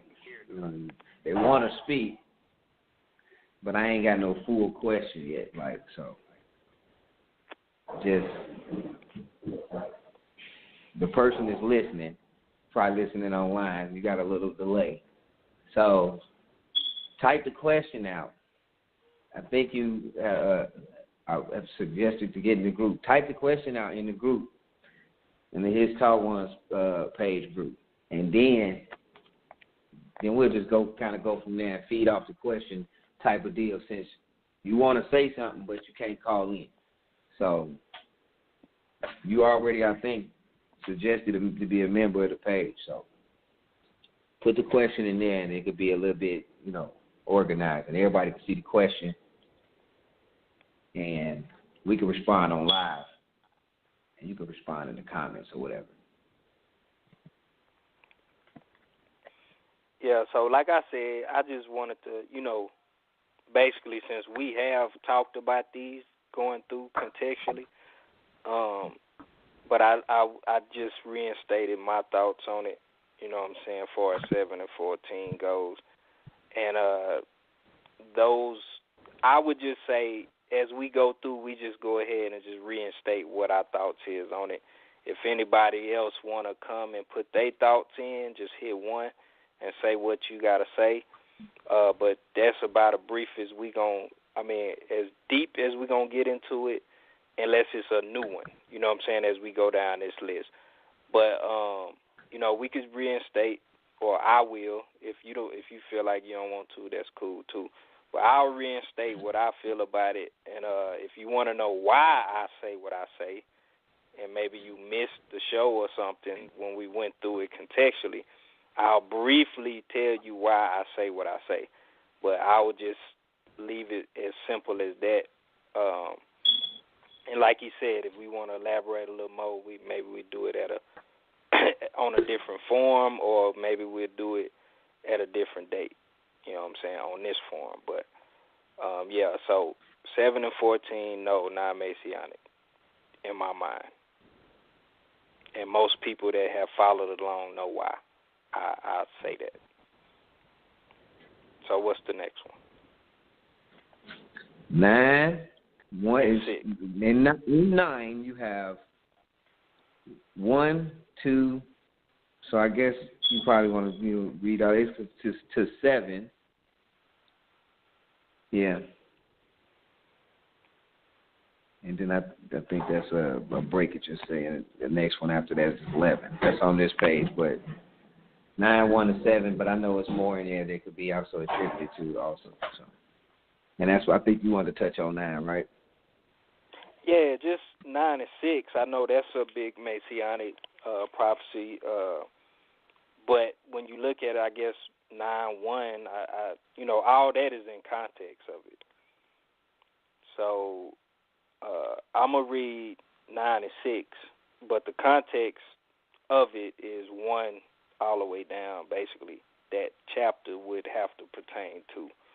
what's being said in 9 and 6. So, for unto us a child is born, unto us a son is given, and the government shall be upon his shoulder, and his name shall be called Wonderful Counselor, the Mighty God, the Everlasting Father, the Prince of Peace. And then it just keeps going, 7. Of the increase of the government and peace there shall be no end upon the throne of David and upon his kingdom, to order it and to establish it with government and with justice from henceforth, even forever. The zeal of the Lord of hosts will perform this. I'll stop there. As far as when we say messianic prophecy, the child being spoken of is supposed to be the messianic part. Now, as far as, it's saying henceforth, even forever, and all that stuff like that, to me, that's one of those things to where we talking about a lineage of kings or whatever. It's kind of hard to really pinpoint from my perspective. But as far as that child that's being spoken of, that child is not messianic in my stance.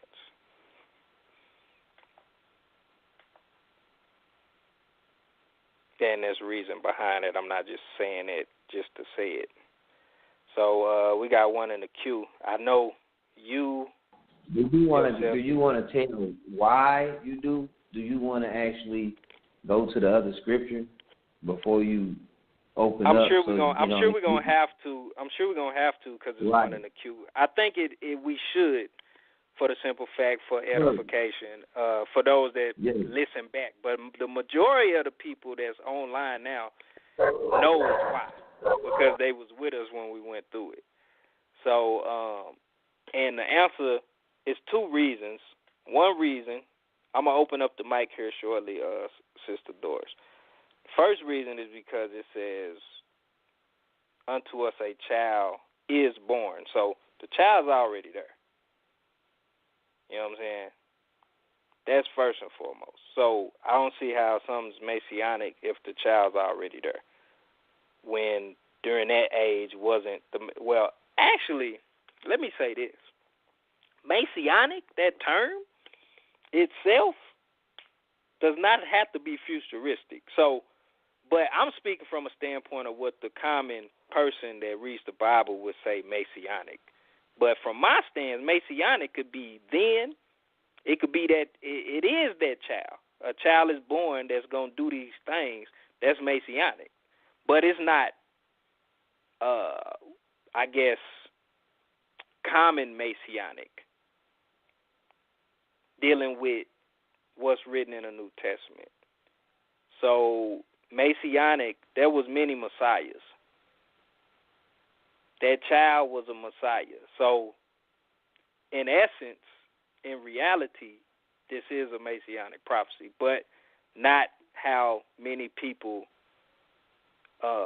understand or perceive a messianic prophecy to be. So let me just set the record straight far as what messianic prophecy, what we mean when we say messianic prophecy.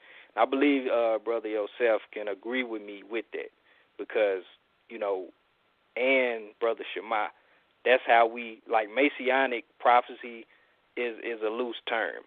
You know what I'm saying? So I just want to make sure we got the proper perspective on what messianic prophecy is. It is a messianic prophecy, but it's not what the common person in the belief would call a messianic prophecy. So I just want to make sure that that's understood. But that child is already born, and then chapter 12, we can address chapter 12 after, I believe it's in chapter 12. I'm just going off of memory. But Yosef, I guess I could let you handle that one since you're the one that stumbled upon that. Okay. That what we would call a precept, I guess. But really, it's a sub. I don't even know how to say it. It's a a suffix, really, a suffix. You know what I'm saying? Because it comes after the prophecy. You know what I'm saying? It's not pre-prophecy. So it's not written before this. Actually, the answer is given to us afterwards on who it is. So, right. Do you want to do that first, or you want me to open the mic? Because I know I already kind of learned why you feel like it's not. Because I know you said because it say is, and that's I know, man, it's too general real quick. So I'm going to put this out here so I don't have to go back. I put a video up, but in the same turn, I have to say this again. So y'all remember the government up on his shoulders and all this other stuff. So you on got the show it. we went over Pull it up in the KJV 12. I forgot what verse it is. Yeah, I'm saying what I'm gonna do is we're gonna go back and forth on the details of what the prophecies or what is perceived as a prophecy says, and then you're gonna match on the other end. So it's kind of like going back and forth so they can see the full picture. You get what I'm saying? So I got 9 and 6. All right. Well, 9 and 6 say what? Or go to 9 and 12. That ain't with the government and all of that extra stuff. So, because I can't flip through both of them. Actually, let me go get my. No, that's what I'm saying. I'm at 9. You go to 12, and then as I read 12, as I read 9, and you read 12, or vice versa, so they can see how they mirror. Right. Read 9 and 6. Okay, 9 and 6. For unto us a child is born. Now, do you want me to just stop and go, and we just go back forward? You want me to read the whole thing?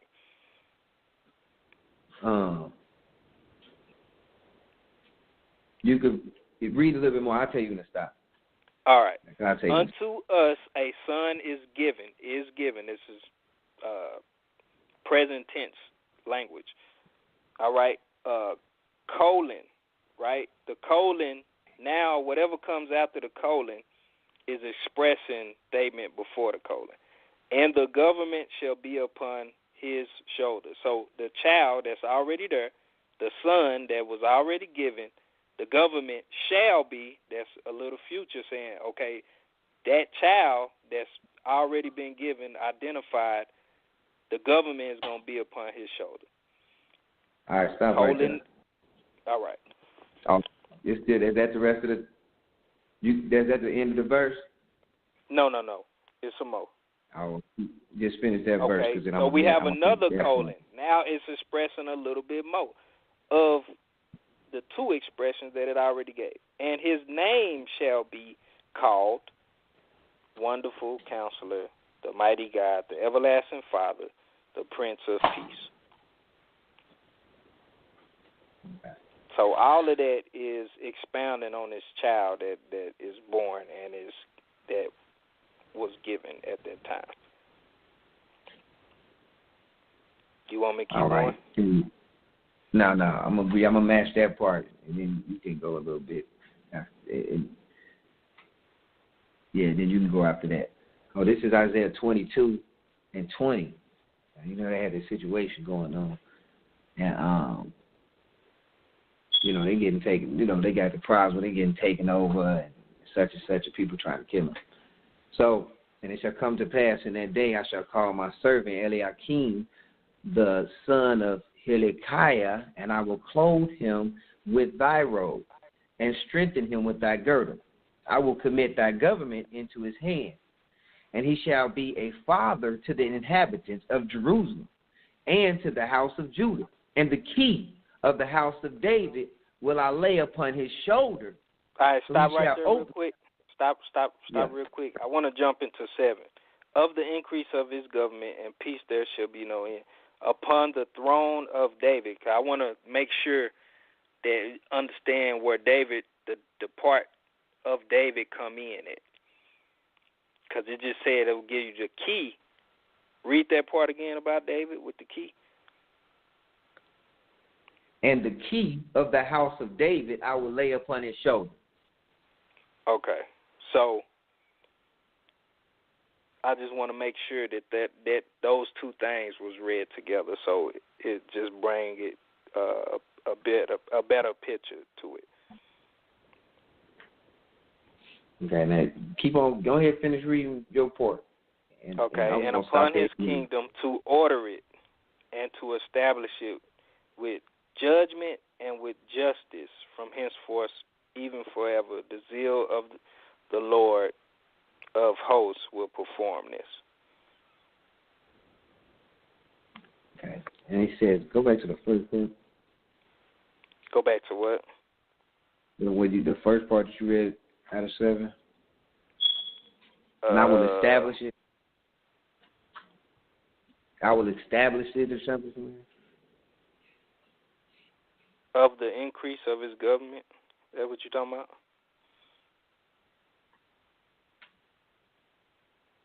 Yeah. So the first part you read was right after the David part. Okay, and upon his kingdom to order it and to establish it. And to establish it. That's why. With that's judgment. Why Yeah. And with justice.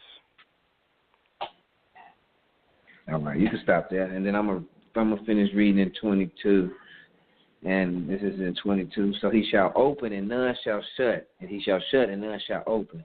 And I will fasten him as a nail in a sure place, and he shall be for a glorious throne to his father's house. And they shall hang upon him all the glory of his father's house, the offsprings, the issue, all vessels of small quantity, to the vessels of cups, even to all the vessels of flax. I just finished it because it's 25. And that day, says Yah of hosts, shall the nail that is fastened in a sure place be removed and cut down and fall. And the burden that was upon it shall be cut off, for Yah has spoken. And that's just at the end of the chapter. When I'm reading, I don't want to act like I'm beat. So,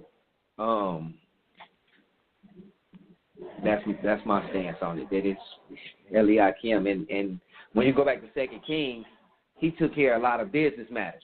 Actually, he was one of the people that was like, hey, he had to go back and tell the deal what was going on when they was trying to come up against him, and he was like, speak to us in a different tongue. Eliakim was right there. And he went back to the king. And then the king went and approached whatever, you know what I'm saying, because he had to handle all the business matters. And that's found in 2 Kings. And to add, bringing in kings to give you a lot of context of what is being spoken of in Isaiah. And during that time is when Hezekiah was king, and he fixed all the, he did away with all the idol worship, the things that is speaking of in context, talking about, he established again right ruling and all that stuff like that, which is justice and judgment, in which is talking about in 9 and 7. And just that it references David again, spoke a lot to me. Again, these are the precepts that we're going off of, and actually the text itself saying that it's, in present tense. So, that's us. I'm pretty sure everybody don't agree with that. So, I'm gonna open up. I believe this is Sister Doris again. You're live.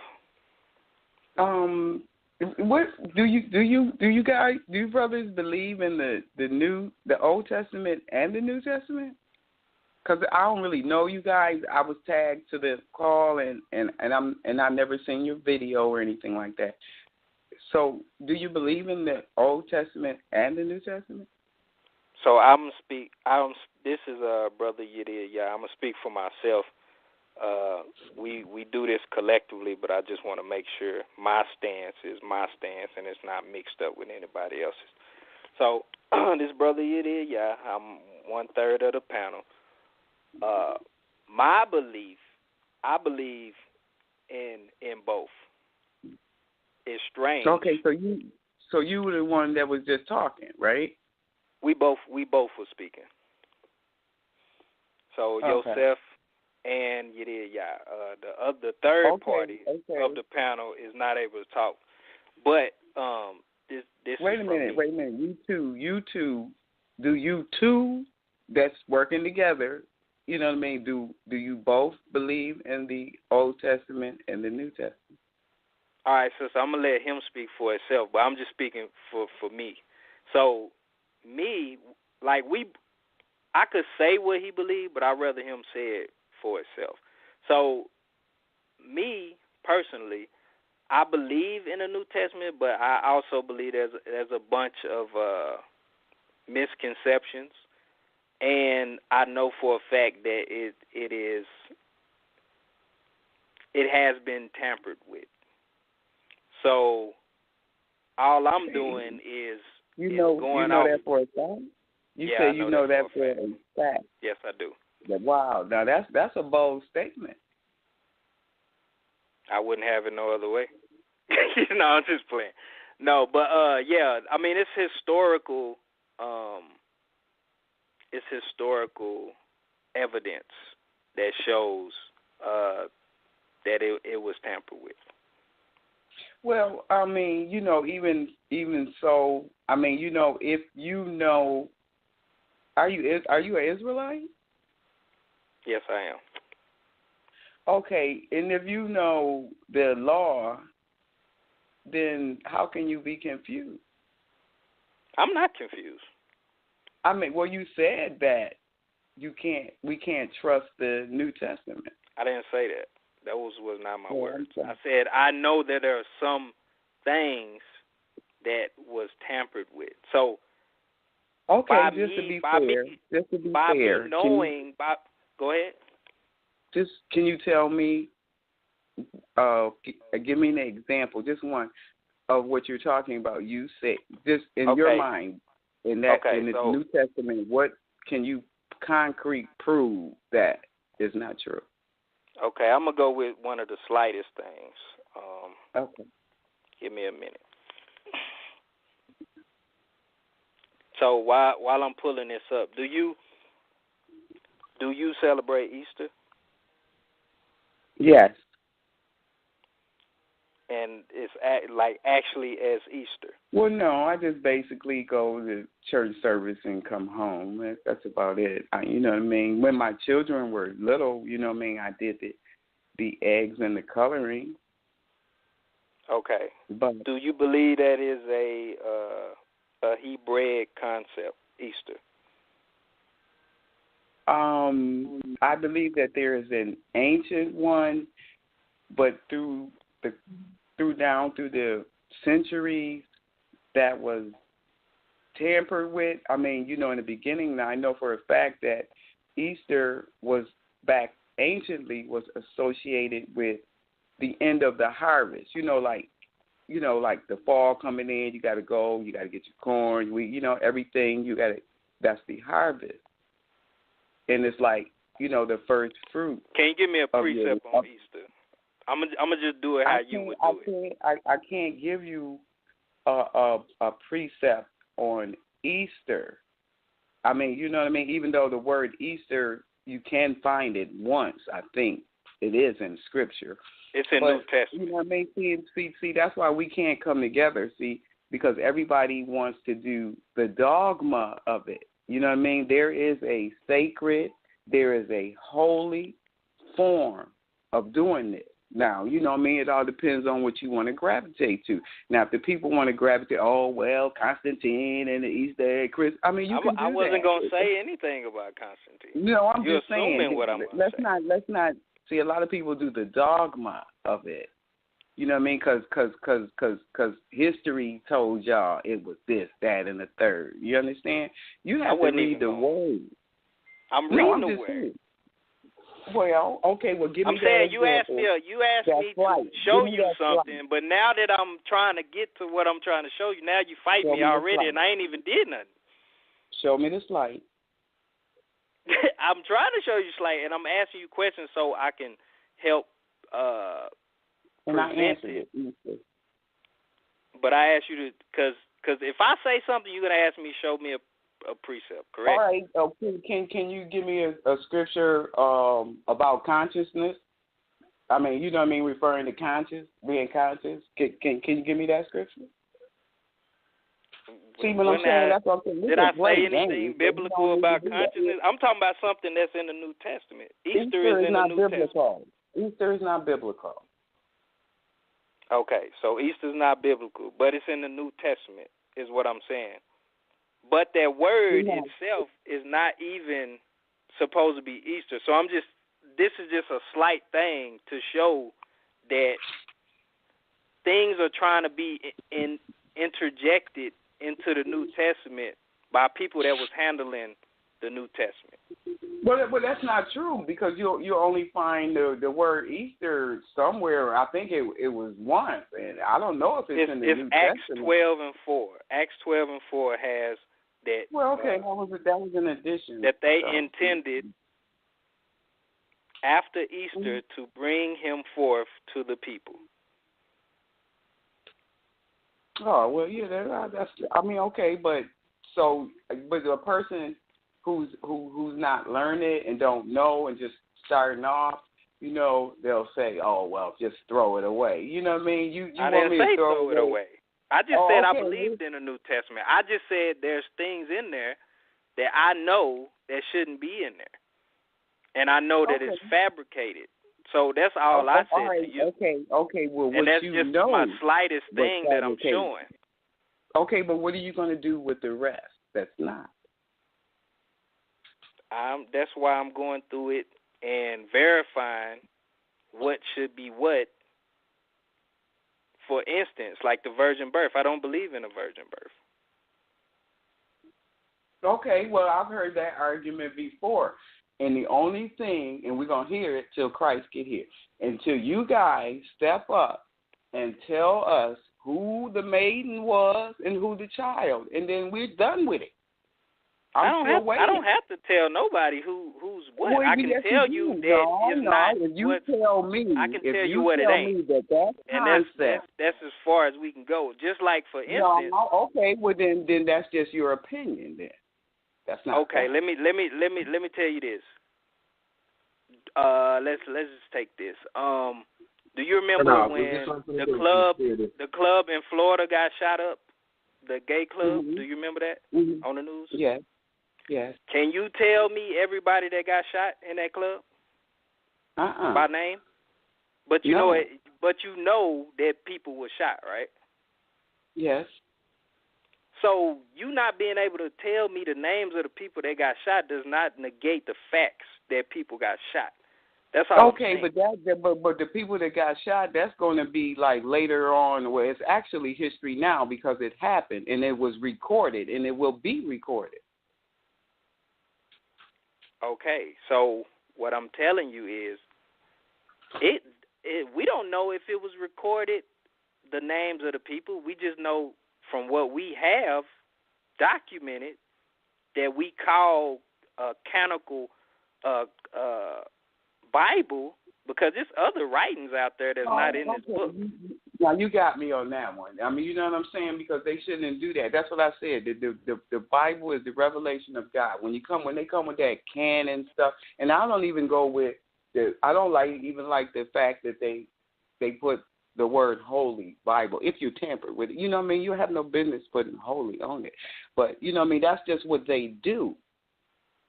Right. So knowing that people do this, the best thing that I can do is identify certain things and say, no, that don't smooth over. It's fake news out there. You know what I'm saying? Okay, but we're stepping up, even and today, we're going what was recorded. Now, what was left for us is said that a child was given, a son was born, all of that. You know what I mean? We that was recorded. I didn't write it. You didn't write it. You weren't there. You know what I mean? How can we know history if we don't write it down? I mean, that's what history is. I mean, it's documented things that people wrote. But what I'm saying is, when we get to certain things that do not match or mesh, we have to make a decision. That's how, Okay, and I but made my do you decision. believe Like, in the for Holy instance, Spirit? when we Do talk you believe about in the Holy Spirit? Do you believe in the Holy Spirit? the Holy Spirit, I believe in the Ruach. Yes. Well, the Ruha, that's just, that could be the wind. You know what I mean? I'm just saying. I said the Holy Spirit. I ain't say the Ruha. Yes, I believe in the holy mindset. Yes. Okay, holy mindset. Okay, well then you have to, but then you're not embracing. You know what I mean? You're delving in our book. You know what I mean? You delving in that book. You know what I mean? And it seems like you're picking and choosing. You know what I mean? What you want to accept. No, it's like this. This is the last thing. Hold on. I'm going to let y'all continue to talk. I just want to say, look, wait. We got 4 minutes before we go into the overtime portion. So, if you're listening online, or you just call in, because I don't think it cuts you off, but it records or whatever. 516-595-8238. It's 516-595-8238. We got about approximately 3 minutes. Now y'all can continue. All right. This is the last thing to say because we got callers that want to get in, and we also, you know what I'm saying, we got other things that we want to address, which, I mean, if we don't make it to them other topics, you know what I'm saying, we always have other rest days. I don't have anything but love for you, brother. That's what I said. I mean, everybody don't have to agree. You know what I mean? We can discuss it. You know what I mean? That's what I'm saying. That's what we doing. That's all this is. Yeah, that's all it is. And I'm just explaining why I am, you know what I'm saying? But you're saying I'm diving into the book. Well, first you said our book, which is fine, I guess, if you want to look at it like that. Well, I mean, me and you're reading it. I mean, you know, I include you, too, when I say I'll meet you. Okay. And, you know what I'm saying? All I'm simply saying, let's say do you have children, sis? Yeah. Okay. Let's go back to a time where, and this is hypothetical story. Let's go to a time you come home from work. The lamp in your house is smashed. A lamp you pay good money for. You ask your kids what happened. Your kids are telling you two different stories that don't exactly, like they similar stories, but they ain't the same story. Who do you believe?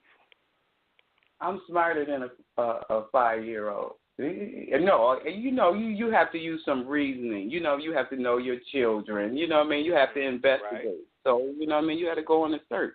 You can't just say, oh, okay, well, you did it. Or, you know what I mean? You investigate and you find out. Right. Exactly. And that's all I'm simply doing. So, at this, you know what I'm saying, as I go through my investigations, I determine what I believe to be true. And that's simply all it is. And that's the last thing I want to say. Well, yeah, I feel you guys. That's what I said. I know y'all do the universal thing. And, you know, it's okay to incorporate that in the Bible. But, you know what I mean? Let's keep it real. What universal? What do you mean by universal? I mean, you know, because I hear the language of, they say oneness and mind. You know what I mean? That's the language. But no. I'm good. No. Like, I think you got something confused. But, yeah, because I have no idea what you're talking about. Like, well, you say mindset. Are you guys conscious? What are you? I mean, I'm not being funny. I'm just saying. I don't really know you guys. I'm just saying. It's funny because you're like, what are you? You know what I'm saying? It's funny I'm a believer. Like, I'm a believer. What are you? I'm a believer, too. I'm a believer, too. Because, you know, I don't really know you guys, but thank you for your time. Thank you for yours. I mean, if you continue to listen, like, you'll get to know us. Like, all of us didn't know each other, but now we have an understanding of one another. So I know it's like now for future reference, the third guy that's not here today, what is his belief? I mean, we we all came from different beliefs, and we like kind of merging into the same thing, but we still all have our own minds. You know what I'm saying? So, so y'all creating a new belief? No, we're not making a new book. No, can I speak for a second? Okay. Because it's hard to explain. It really is.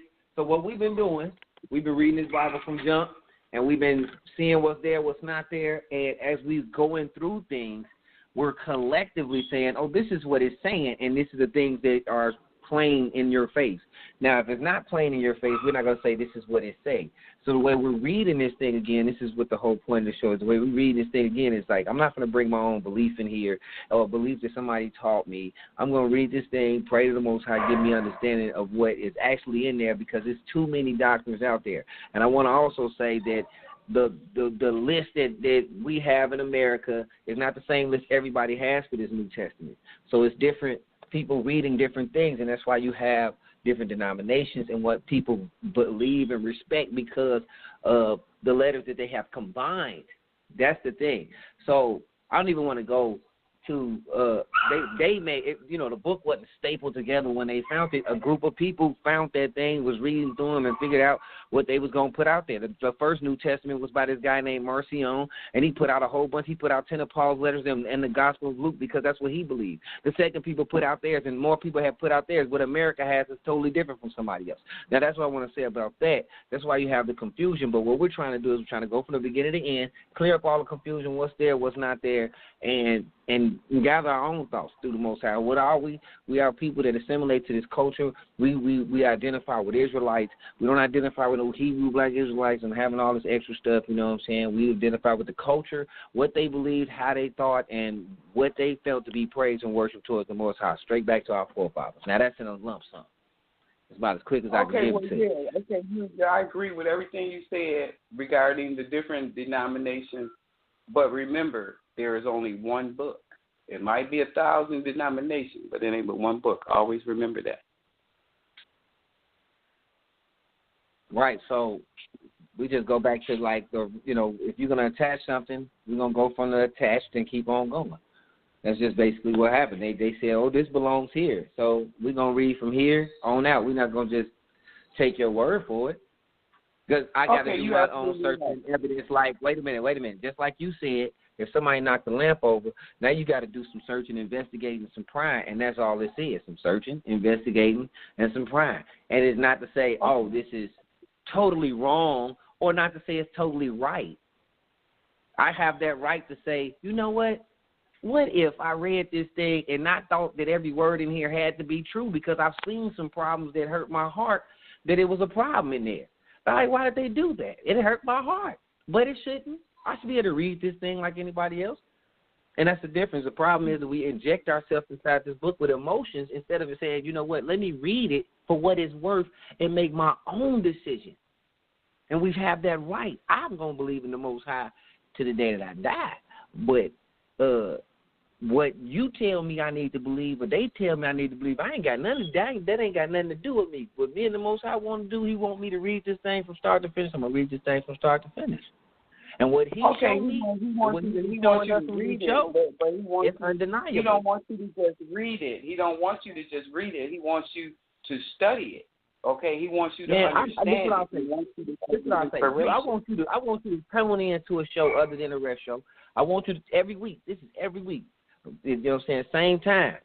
I want you to tune in when we actually go through these things. Because I do be posting them, but I don't think it seems interesting enough for people. I've been posting for 2 years, and I went in that group for 2 years, but they don't seem interesting enough, so they don't come on. It's not that, it's just that when I post up and say we have an open discussion, people are ready to talk about that. But when we've been starting from front to back. Everybody that's been starting with us that's on this line, they have said, okay, this is undeniable, and that's why I say you got to tune in. You're not going to be able to get this reasoning overnight. This is not one of those things. You got to really tune in. Sir. See now, you're making an assumption. Are you making that assumption because I am a woman? Of my knowledge? No, I don't. Nobody can get the understanding that we have overnight. You have to know us. You have to, and it's three of us. Like so I'm bringing the commonality of it with what we believe collectively. You know what I'm saying? But yes, he got his own, you know what I mean? We all got our own. So that's what I'm saying. If you have to actually listen to us, and then you can get you'll get that over time of knowing us and seeing how we speak about things and such and so on and so forth. That's what I don't meet any strangers. You know what I mean? I meet people where they at. You know what I mean? Like I said, I'm not limited to just the Bible. I read everything or a little bit of everything. I don't just read the Bible. And that's fine. That's fine. We also read other things as well. That's why we were saying, it's other information out there, and we don't solely just go off of just because this say this. We don't go off that. We dissect the language. We read historical evidence, like he was breaking the Marcion and all that stuff. Like all this is tied into our studies. This is not just we're not just reading the Bible. When he say read, he just used a general term. But we study far more than you might be thinking that we do. Based upon your comment that you said. Oh no, I'm sorry.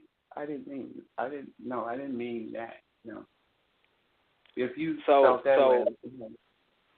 No, I'm just going off your words, what you said, and which is understandable because he said read, and you say no.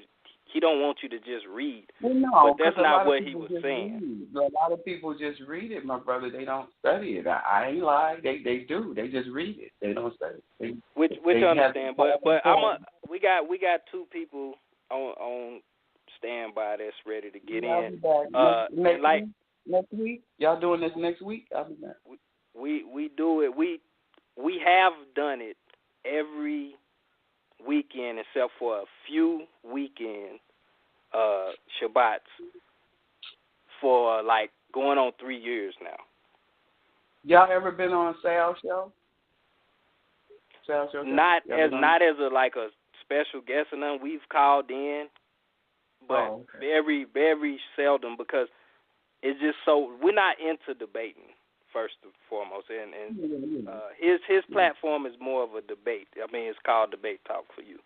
So we're not really into that. We're a secluded group of people, individuals that are really trying to, like, we don't believe in it jumping around and all that stuff.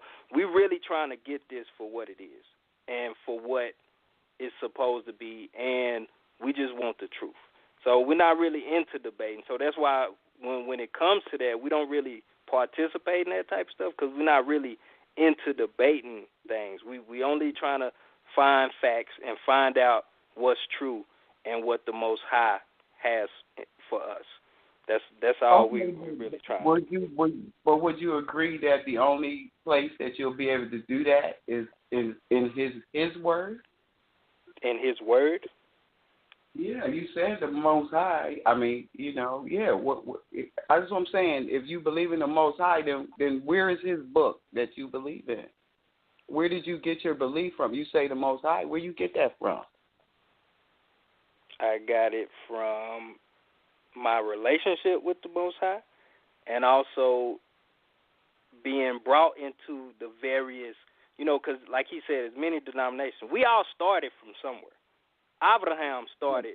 When he started, he didn't have a book. He started, he was with his father, and they was idol worshippers. Something told him that them idols wasn't the real God. And see, now the other guy just said the Most High. Now why couldn't you just say that the Most High told him to leave his kin peoples and get out of that country? Now, why couldn't you say that? That's what I said. That's what I just said. No, you didn't. You said something told him. I said the Most High first. Oh, okay. I misunderstood. I'm sorry. But yeah, I'm the only one that's been talking. Nobody else been talking but me. I embrace the Bible. That's what I said. I take the good and the bad. Israel can go around pumping themselves up if they want to. I've read the history. Okay? Really? Right. That's what I said. I'm not into all that. That's what I told them. Y'all do you, and I do me. Everybody do them. Right? Right. And that's what we here doing. You know what I mean? And we collectively doing us and seeing,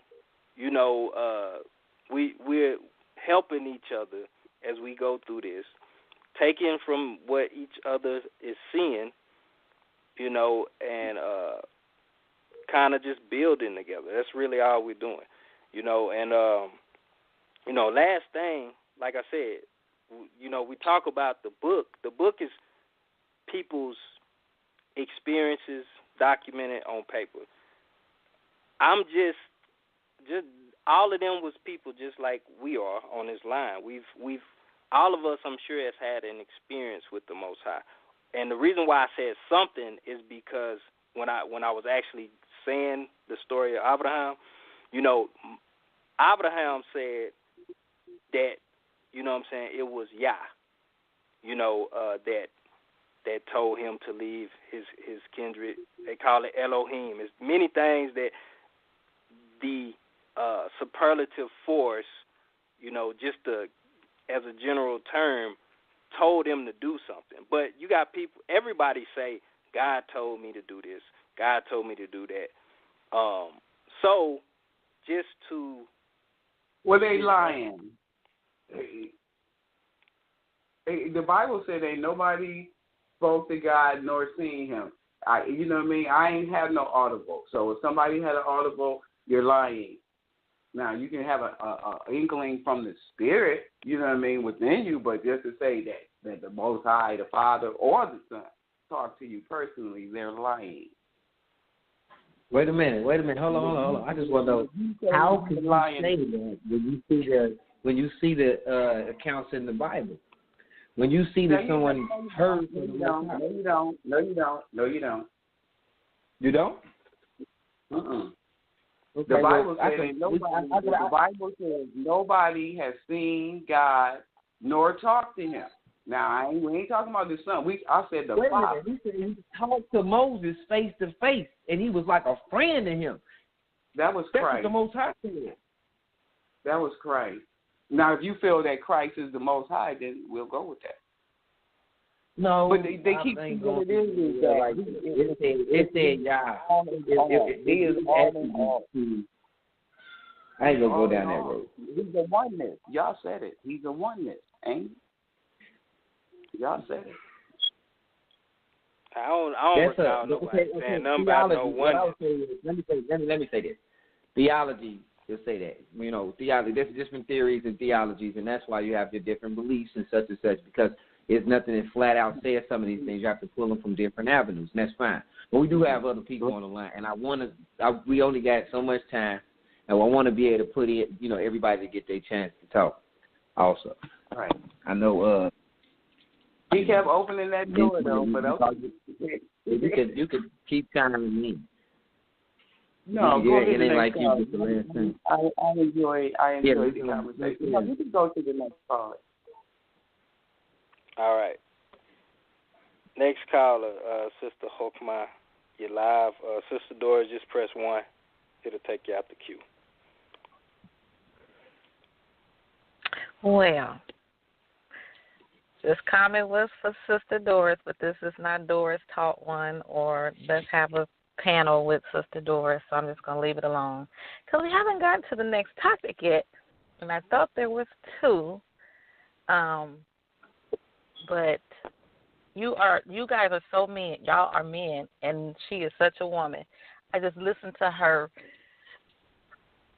But I will go to the next topic, please, because we only got 45 minutes, and I want to know what it is. So I'm just going to leave it alone. Hey, I talk to Yosef every day, all night, 24/7. That's all I'm going to say for right now. Let's go to the next topic. I love y'all. Please, please, please, please, please. All right, we got one more caller. I'm going to mute your mic. 769-208.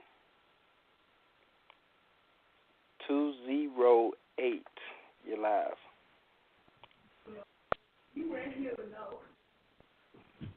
Hello?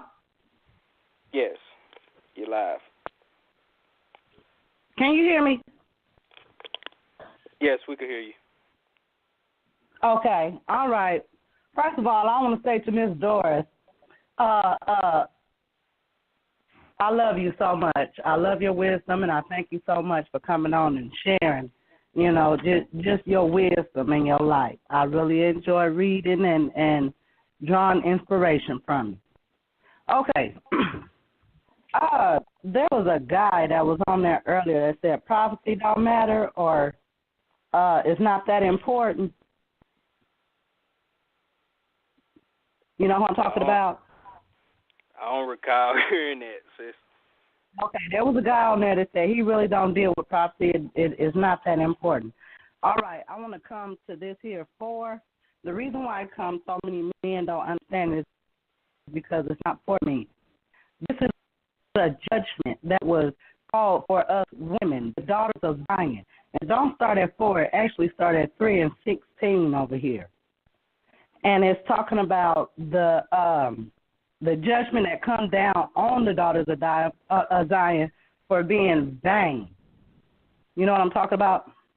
Mm-hmm. Okay, because the daughters of Zion are beautiful. Okay, first off. And they always were beautiful. And it went to their head. And when it went to their head, they started acting differently. It just says in 16 that they became haughty. Okay? They became, says walk with their necks outstretched. Because, you know, when you read the whole 16 and 17, well, 16, what you see is like what these girls call themselves bad deeds or whatever. Like, what is it? I can't really I can't really call the word or whatever, but like a Nicki Minaj kind of thing. You know, do you understand what I'm saying? So basically being very arrogant and presumptuous. Conceited. And the reason why I know is because it happened to me. Okay? But it wasn't a thing that I was conscious doing. It was just I was going with the flow and living in a society that it was. You know, my mama, her mama, her mama, her mama has always instilled that we as women are to be, you know, all that. So because we were what I call beautiful women, that's what we put all of our stock in. That's what we put all of our everything into. And it causes a mindset that there's nobody else that's better than you. You the greatest. I used to say when I closed my eyes, everybody disappeared, okay? I wasn't always in church. I didn't do all that different kind of stuff. I'm straight up from the hood. So I understood this as soon as I seen it. It's talking to us, and it's talking to us being like flirtatious. And I mean just the way that we do, you know how we do our makeup, we do our hair, we do our nails.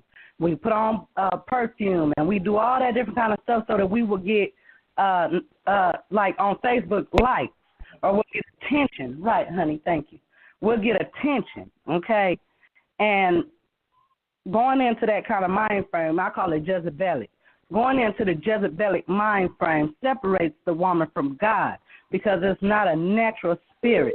She goes to being a Jezebelic woman who is attention seeking, and in that attention seeking, it grows to a want for control.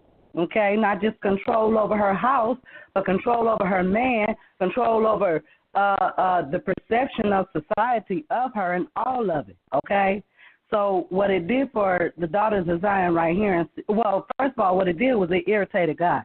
It made God mad at the women because instead of them focusing on him, they were focusing on themselves, okay? Instead of them living their lives for him, they were living their lives for themselves and social acceptance. And he said because of that, what he was going to do right here in 17 was he was going to strike the daughters of Zion with bald heads. And I don't know if anybody has noticed, but that's what's going on. That's exactly how that's actually how I found out that I was a daughter of Zion. I had to find myself in the Word. Okay? Now, not only did he say that, he said, now, on that day, you say, what day? On the day that he brings these judgments to the daughters of Zion, this is going to happen. The first thing is, right here, it said their hair was going to go bald. Well, that happened to me 8 years ago. And then I realized that I was, not only was I, but I had the Jezebelic mind frame, okay? No longer was I connected with God God as a daughter of Zion, but I had gave up that position to become, I guess, famous. Not like famous in front of everybody else, but like ghetto famous or whatever, you know. But that's the story of a lot of the daughters of Zion right now, not just right now. And then when your hair fall out, instead of you going ahead and taking the judgment and accepting God, they go get wigs, or they go get weeds, or they go do this and do that, further upsetting the Most High. So it goes on to 18 right here. It says, on that day, the Lord will do away with the finery of the of the anklets. That's anklets is jewelry. Okay, sunbursts. I don't know what that is, and crescents. I guess that's jewelry with it. It says the pendants, the bracelets, all that. Okay, that sounds like broke. And veils, and headdresses, and bangles, all of it, okay? And then even go over here, and it says, instead of perfume, there will be a stench. Instead of girdle, a rope. Instead for a cofferer, baldness. For the rich gown, a sackcloth skirt. So, in other words, what he was saying was, I'm going to break her, okay? And that's what he did. Do you have anything to say right quick before I finish?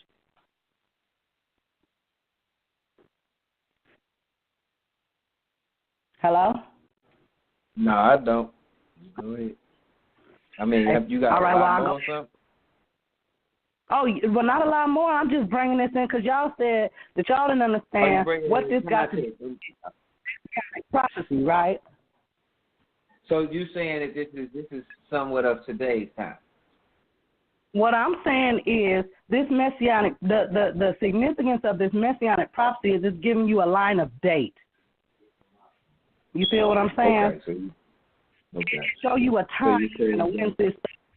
Now watch this here. Okay, so then it goes in and it says, in 25, it says, and not only that, but your men will fall by sword. Sword meaning weapon. Weapon meaning whatever the weapon is of that day. And I see a lot of black men falling to the guns of police and just folks that just want to kill them, okay? And then they get off. They don't go to jail because this has been prophesied, okay? It says, and your champions, that means that your bad men, your strong men, the ones that you just knew, you know, the big dude that's always talking about and knocking out and doing all this kind of stuff, they even going to kill them. They'll be powerless against them. Okay? And then it goes and it says, said they were going to kill them in war. And that, just in case nobody understood or even knew what was going on, we at war. They've been at war with us right now for 400 years. Do you understand? We at war. Let me ask you a question before you go any further. All right. In the time that Isaiah is speaking, all right. All right, say it again in time you what? Let me make a comment more than ask you a question. Because I think I see what you're saying, and I understand where you're going. History does repeat itself, but as a personally, this is Isaiah speaking in the time of certain kings. This is Isaiah 1:1, and he's telling them what's to come. So if we want to really just like spit out real quick, all of them was acting crazy, and he said he's gonna punish all of them. And he's going to send them into exile. And this is before the first, before the first captivity. So he did strike a whole bunch of men with the sword. He did that already after Isaiah prophesied about it, and they didn't correct themselves. Israel did get struck with the sword, and a lot of their people taken away, and they were shamed. All of them. How many happened? Say again? I said, how many times? A lot, right? Israel has been in captivity. They probably haven't been in their own like super governmental all over nothing. They've been in captivity since they've been in captivity. They ain't really got it. Well, listen what I'm saying. Biblically. Okay, listen what I'm saying. Talking about as far as what you can read. Go ahead. Right, I'm not discounting that, but what I'm telling you is this prophecy. Listen what I'm saying. It don't matter how many times it happens. Okay, it does not matter how many times something happens. What it's doing is it's showing you a connection. The connection that it has right now. It says, now, just like I said, this is not even a prophecy for the men. Actually, God right now in this right here, in 3 and 16 on through to the end of 4, he is talking to the women, the branch. He's not talking to the men. He was before that. Sis. Mm-hmm. Yeah, so, we giving you a lot of time to talk. What exactly is like your main point in all this? Okay. But I need you to make it quick, though. Okay, because, you took up some of that there, too. But I'm going to bring it all the way through. Okay, now, it's coming to what the question was, how is that connected to the messianic prophecies? This right here, he was talking to us women, and he was telling us what was going to be going on at the time that the Messiah is getting ready to come back. So the whole 3:16 going all the way to 4:6, is that 4:6? Yeah, going all the way to 4:6 is talking to us in one continual conversation. It's not like other conversations. It's him talking to us about what it is that we need to watch for when it's time for him to come back. This is what's going to be going on. Now, in 4 it says 7 women will take hold. Yes, that's baby mama drama. That's 7 women who, now you guys said that, I heard the woman say that no woman wants that, but see, that's not true. I live in the hood. I see 7 baby mamas with one dude all the time. Every last one of them thought that he was going to wipe them. Do you understand? When you get pregnant by a man, you taught as a woman from home that if you be with a man and you get pregnant, y'all get married, y'all live happily ever after. That's what you taught. That's the old way. But the streets ain't doing that right now. A man can have 7 baby mamas, and 6 of them might be loyal to him, not messing with nobody else, and hopes that she the one, because he keep on saying that she the one. Baby, you the best. I love you. I'm going to, just let me go ahead and get on, and I'm going to marry you. He said that 6 times already to the other women. Do you understand what I'm saying? All of them thought that they was going to be white. When you pregnant, you're not thinking, oh, he going to leave me and go get another woman. Or when you meet this man, you're not thinking that this is my man and I want to be his wife. Women have held in there for 15, 20 years, hoping that he marry them. And at the end, he don't. And he run off and get another baby mama. Okay? So, yes, indeed, 7 women will take hold of one man, and that day saying, we will eat our own food. None of these baby daddies is feeding these girls. They don't even want to work, most of them. You got 6 baby mamas, you ain't getting no job because child support going to eat a hole in your wallet. Okay? Second of all, they said we will, and wear our own clothes. Well, I be dog. They buy their own clothes. Only let your name be given us. Let your name, you talking about little Junior over there, that's his name. Charles Jr. right there, let me take your name. Your name is on my son. So that means that whatever you run to me because that's my son's, because you my son's daddy. Okay? Now, it says it says only let us put an end to our disgrace. Okay. The messianic branch. It goes right after that in 4:1 to tell you. Is the next thing that it says is after it says put an end to our disgrace is on that day. So it's saying in that day the branch of the Lord will be luster and glory, and the fruit of the earth will be honored and splendor for the survival of Israel. The survivors of Israel. The survivors are the elect. Okay, in the last days. These is the last days. I don't know if anybody has noticed. But these are the last days, and those who have survived until today are the elect, because we had a horrible slaughter. I don't know if anybody has recognized, but we had a horror. We was We had way more numbers than these, okay? And the fruit of the earth is our children. That's how we the branch, the women, the daughters of Zion. The mothers of these children are the branch that bear the fruit that blesses the earth, okay? The children is the fruit. It says, and he who remains in Zion, Zion being the place of peace, Jerusalem, the place of peace. And he that is left in Jerusalem will be called holy, holy meaning the elect. Okay? Everyone marked down for life in Jerusalem. When the Lord washes away, and then 4 right here, God said, but y'all ain't going to stay dirty. Y'all gutter. Y'all ain't going to stay still being disrespected. Y'all ain't going to stay bald-headed and broke and all that stuff. He said in 4, when the Lord washes away the filth of the daughters of Zion and purges Jerusalem's blood from her midst with a blast of searing judgment. Judgment is not bad. Judgment is corrective. It brings wisdom. Okay? Then will the Lord create a whole site of Mount Zion, and over her place of assembly, a smoking cloud by day, and a light of flaming fire by night. Now that's what we're watching for. That's what. Hold on, I got too many voices going on at one time. Hold on.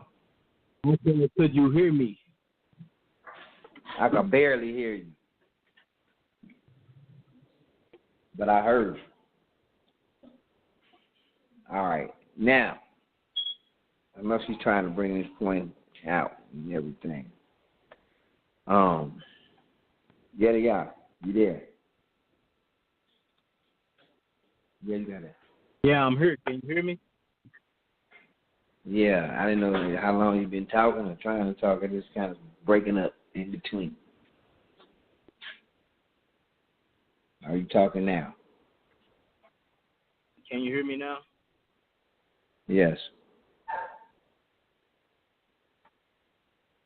Yeah, I had to switch to my cell phone, but I've been trying to talk for a little bit.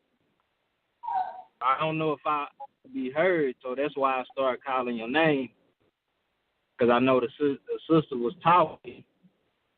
I was trying to interject something. Okay. You have the flow. You was trying to interject.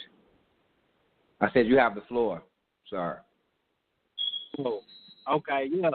So, you know what I'm saying?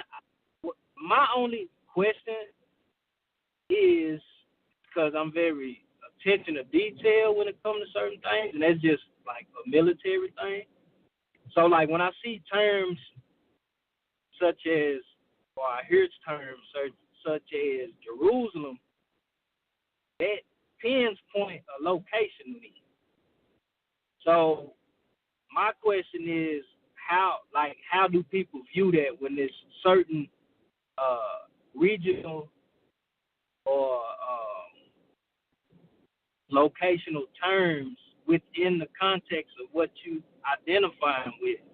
Like, how do you compensate for that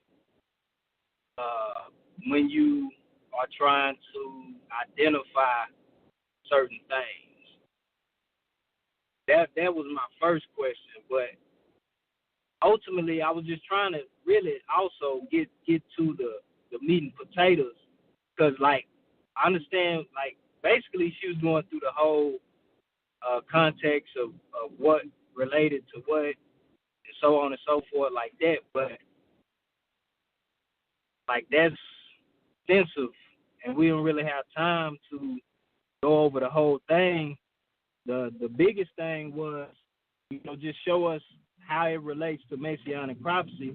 And I was going to say, the sister came in and gave accolades to Sister Doris, so I'm assuming, I could be wrong, that, they know each other. So Sister Doris also said that she didn't see that relating to a messianic prophecy. So I don't know, like, is it addressing all of us, or, like, who is it to be addressed to? Because we talked about the branch, we talked about all that, and then most importantly, like I never heard anybody say they don't deal with prophecy. So I that's a false accusation or a false claim, because nobody, like I can open up everybody's mics, and I'm guaranteeing that nobody's gonna be able to relate to a time to where somebody said, I don't deal with prophecies. Like, I don't know who said that. I don't recall nobody saying that. And that's where the whole conversation stemmed from with the opening statement. Somebody said that they don't deal with prophecies, and I said nobody said that. And then it went into this elaborative discussion, and I'm trying to deconflict unnecessary conversation. So that's all I really wanted to say.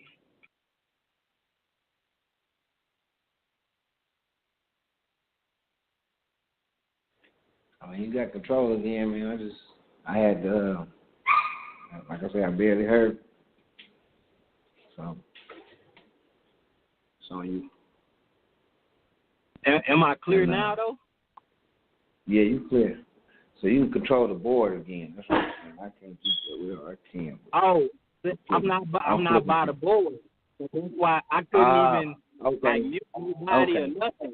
I was trying to interject. I'm flipping through multiple screens. I'm reading on the board. Okay. All right. Well, you could have told me. All right. Wait. So you kind of controlling everything. I was trying to let you know that as well. All right. Anyway, so I know you had addressed the sister, so I'm gonna give her a chance to, I guess, respond to what you said. And I just ask that you keep it brief as possible, because we only have 22 minutes. It's going to cut off about 20 minutes in the middle of somebody talking like it always do. So be brief. Got somebody else in the queue. So folks, this is to let you know. Can you hear me? Yeah, Hello? I can hear you. Yeah, I can hear you. Okay, Okay, so I'm going to go ahead and address what he said now. As far as Jerusalem, to me, when I see Jerusalem, I don't always see it as a place. Jerusalem is the place of peace, and that's where I see that at. And as far as him saying, didn't nobody say that, they did. And when you rewind this radio station, you will hear the young man say, prophecy is not important to me, or something like that he said. And I even commented on this blog about it. I said, yes, prophecy is important. And the importance of this whole thing that we was talking about was, this is a prophecy. And this is something that we as young ladies, the daughters of Zion, need to be paying attention to, because it's speaking to us. And not speaking to us as far as being in a place of being, of being elevated or nothing like that, but it's speaking to us so that we understand what it is that's going on as it goes on. We understand what's happening. And the daughters of Zion will be able to find the word. So let me just, what I'm saying, so I think I got your perspective. No, I'm saying, I think I got your perspective. I was just gonna, what I'm saying. So you say this is something for today, and this is a sign to see, and you believe this is messianic, as far as in these contexts of these scriptures. I don't believe it's for the understanding of it like that, like we do, because it's not for you. Just like some of the prophecies that's for the men, we might not understand because it's not for us. I mean, I'm not here to say, I wasn't going to say yeah or nay. I just was, putting I was summing it up and putting it back out there, making sure I was correct, before any other comments was made, because it might, get misconstrued. All right. So currently, here, and allowing me to be able to be a part of your show. I'll be here next week, too, and y'all be blessed. Have a wonderful day. All right, you too. I'm going to take you out to what you call it. You know, the routine, press the 1, and then I got 573-433. You live. Sorry for the wait. 573-433. You live. Oh yes, that's me, Brother Jeff. Yeah. Can you hear me? All right. The floor. Yeah, you got the floor. Yes, I'll be brief. I definitely want to say to the sister that just got off, I do thank you for bringing that out. What I will say is, and I don't know who said that or what, but what's more important right now is for me to, give praise to the Most High.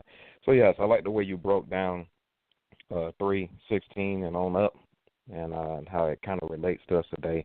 What I would say is that I believe that the prophecy was prophesied back then, and it actually started back then, and I think it's still continuing on today. So I think the good thing is that you were able to read here in the Word and find that you are a daughter of Zion. However, this actually started way back then. I'm sure there was some baldness back in the day, and it still continues today. So I appreciate the way you broke that down from a woman's perspective. And it kind of like highlights that 4 and 1 that we were talking about in that day, 7 women. So you really did a good elaborative breakdown of how that prophecy was against the daughters of Zion. And then I also read back here in chapter 2, it actually spoke more so about, that same prophecy against the men. So in chapter 2, it kind of highlights what's going to happen to the men. And then right here in 3:16 on, it talks about the women.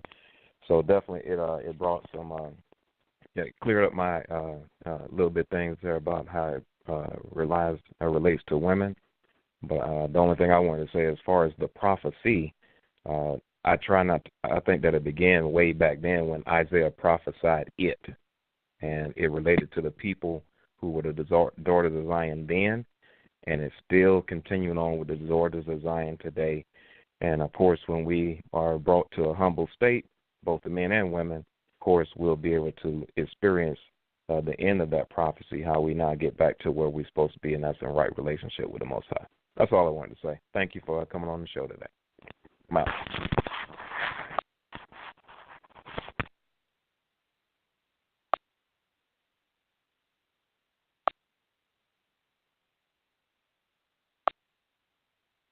Yeah, I had to. I'm sorry. It took me a long time because I'm telling you, I had to pop down the screen and then go into this and everything. So I was like, man, I was struggling for a minute.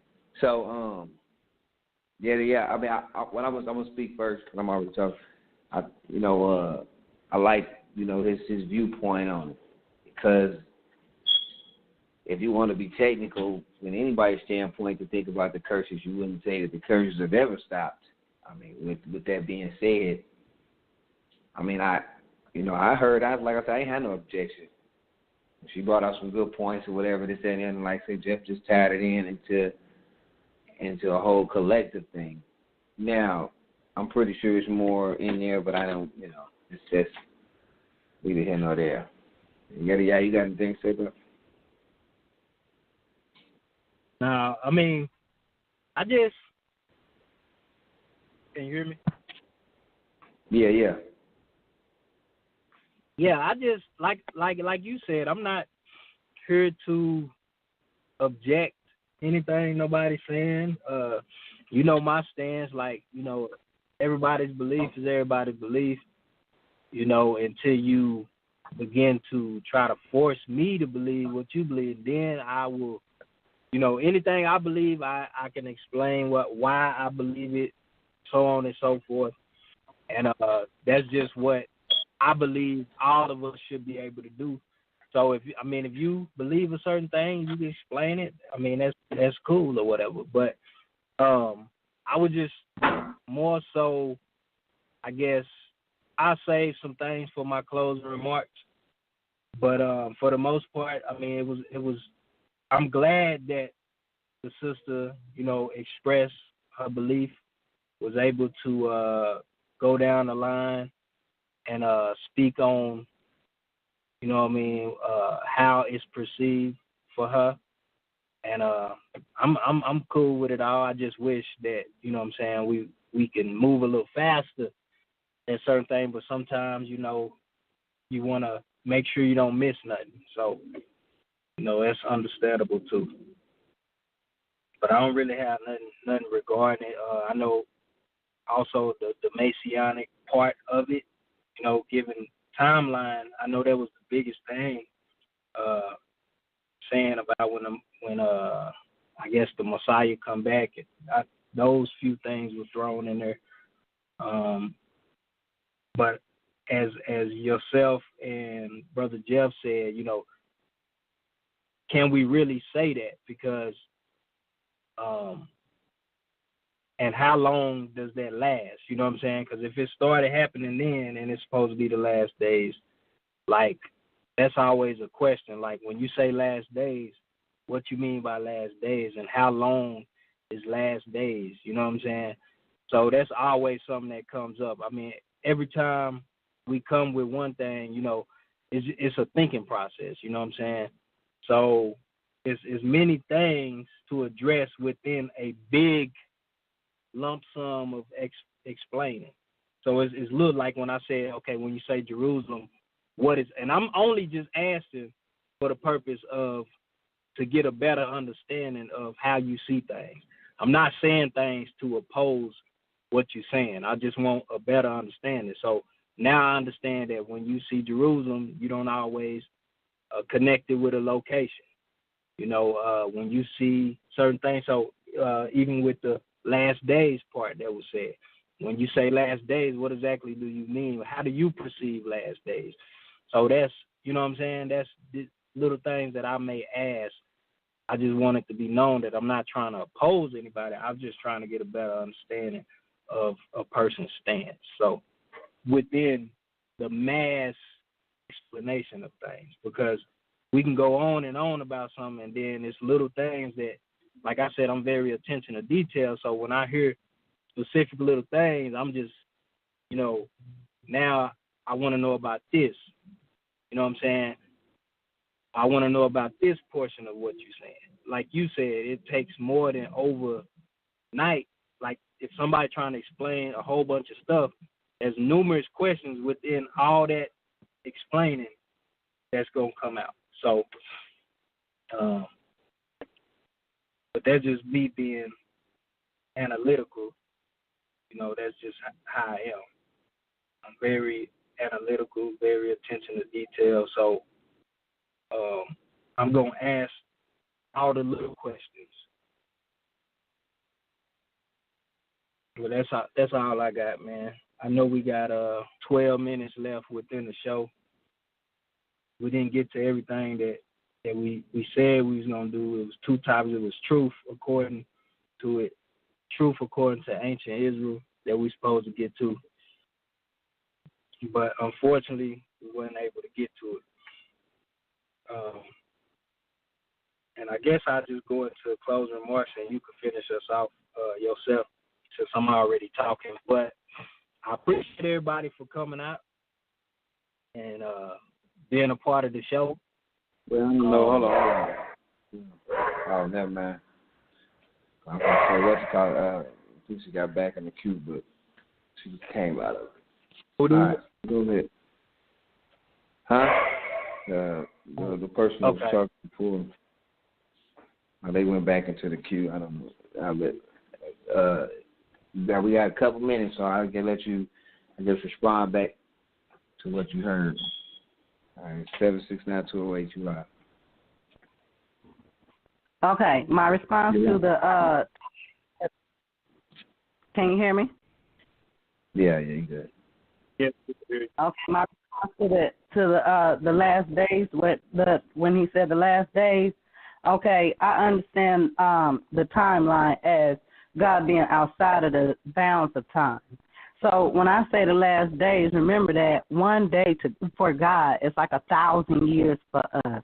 So in between all that, I don't know because I'm only 40.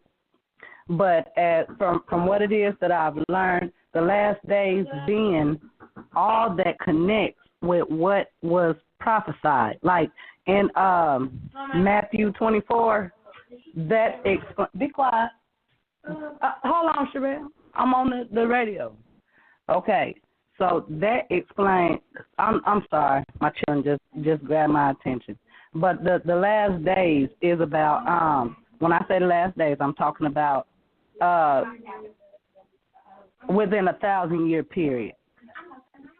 Does that make sense to you? Yeah. So you basically you saying within a couple 1,000 years is basically what you're saying. One day is like 1,000 years outside the bounds of time. Yes. Peter, right? That's in Peter. You talking about that one? In Peter? No, I think is that just in Peter? I think that's in not just Peter. It's in a couple of other places too. Okay. So, but it is said in Peter though. At least in one of the places. I spend the new, but I spend the most of my time in the old. That's cool. So you basically what you're saying last days is according to God's time, which would be 1,000. So a few 1,000 years. What I'm saying is I can't really explain it. One day is like 1,000 years outside of the bounds of time. You know how it seemed like it's just one day, and then it seemed like it's just one day, and instead of it just being one day for you, I mean it's been one day for you, but it's been 1,000 years that went past the time. Yeah. No, I completely understand what you're saying. So, right. Yeah. So you just outside of this realm. You know what I'm saying? Like the time for God, like one day for us would be like 1,000 for God. No, you know what I'm saying? So one is 1,000 years for us. One day for God, one day for God is 1,000 years for us. So when it say last days, it's talking about God's time. It's a conglomerate of His time and our time. In our time, it's days. In His time, it's days. In our time, it might be years. Okay, so there's really no exact. So what I'm saying is, when Isaiah prophesied, let me hold on. When this prophecy came through, it was a prophecy for us. It might be 3 days, or it might be written 3 days, but it can translate into 3,000 years. Right. Okay. So a few when it we don't really know, but when they say days, we understand that it's speaking of infinite time. So when they say in the last days, it's talking about the end time. Before we get too far off, let me stop real quick. Let me stop real quick. Stop. 1 second. 1 second. I don't see last days. This last days in 3 or something? Because I didn't see the last days here. So it is instances where it say in the last days is in the Bible. Don't say this. Sorry, you was breaking up. I'm sorry. My attention is left too. I'm sorry. I'm done. When he said that, when he wanted an explanation of the days, I was trying to give it to him, but I'm not focused on this anymore. And I apologize. No, I just wanted to address. I understand. I'm doing something else now. I'm sorry. I was saying when I was. They're ready. Yeah. So there's your answer, Yedidyah. I'm sorry if I cut you off. I know you know we got about 4 minutes.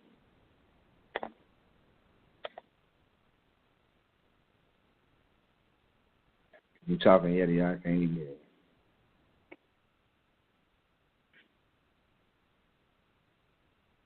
Hello? Yeah, I hear you now.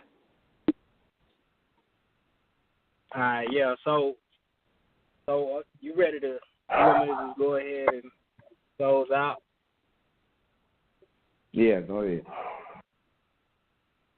All right, so I just go first, like I said, and really, like I said, it's just more to understand where I'm coming from, so it's not like, you know what I'm saying, perceived as offensive, but, you know what I'm saying, I'm just very meticulous on certain things, so when I hear things, like, and it don't just, it's not self-explanatory, like, I ask questions.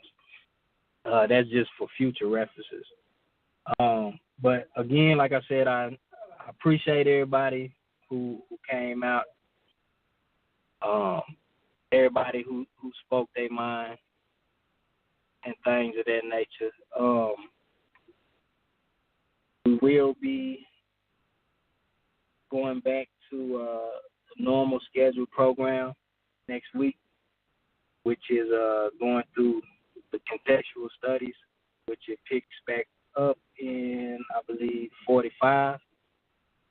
So Isaiah 45, and we're probably going to do like 3 to 4 chapters. So you could read ahead if you like. So when we discuss, you already kind of have an idea of what you want to address, things of that nature. Other than that, I'm just going to leave it at that. We only got 3 minutes, so just if you haven't joined the Facebook group, you know, it's Talk One's Talk Radio. Make sure you send your requests so we can get you on the page, and then when we do extra things or information is disseminated, you can get that information as well. That's all I got. Everybody, please enjoy the rest of your day. And that's all I have. God bless.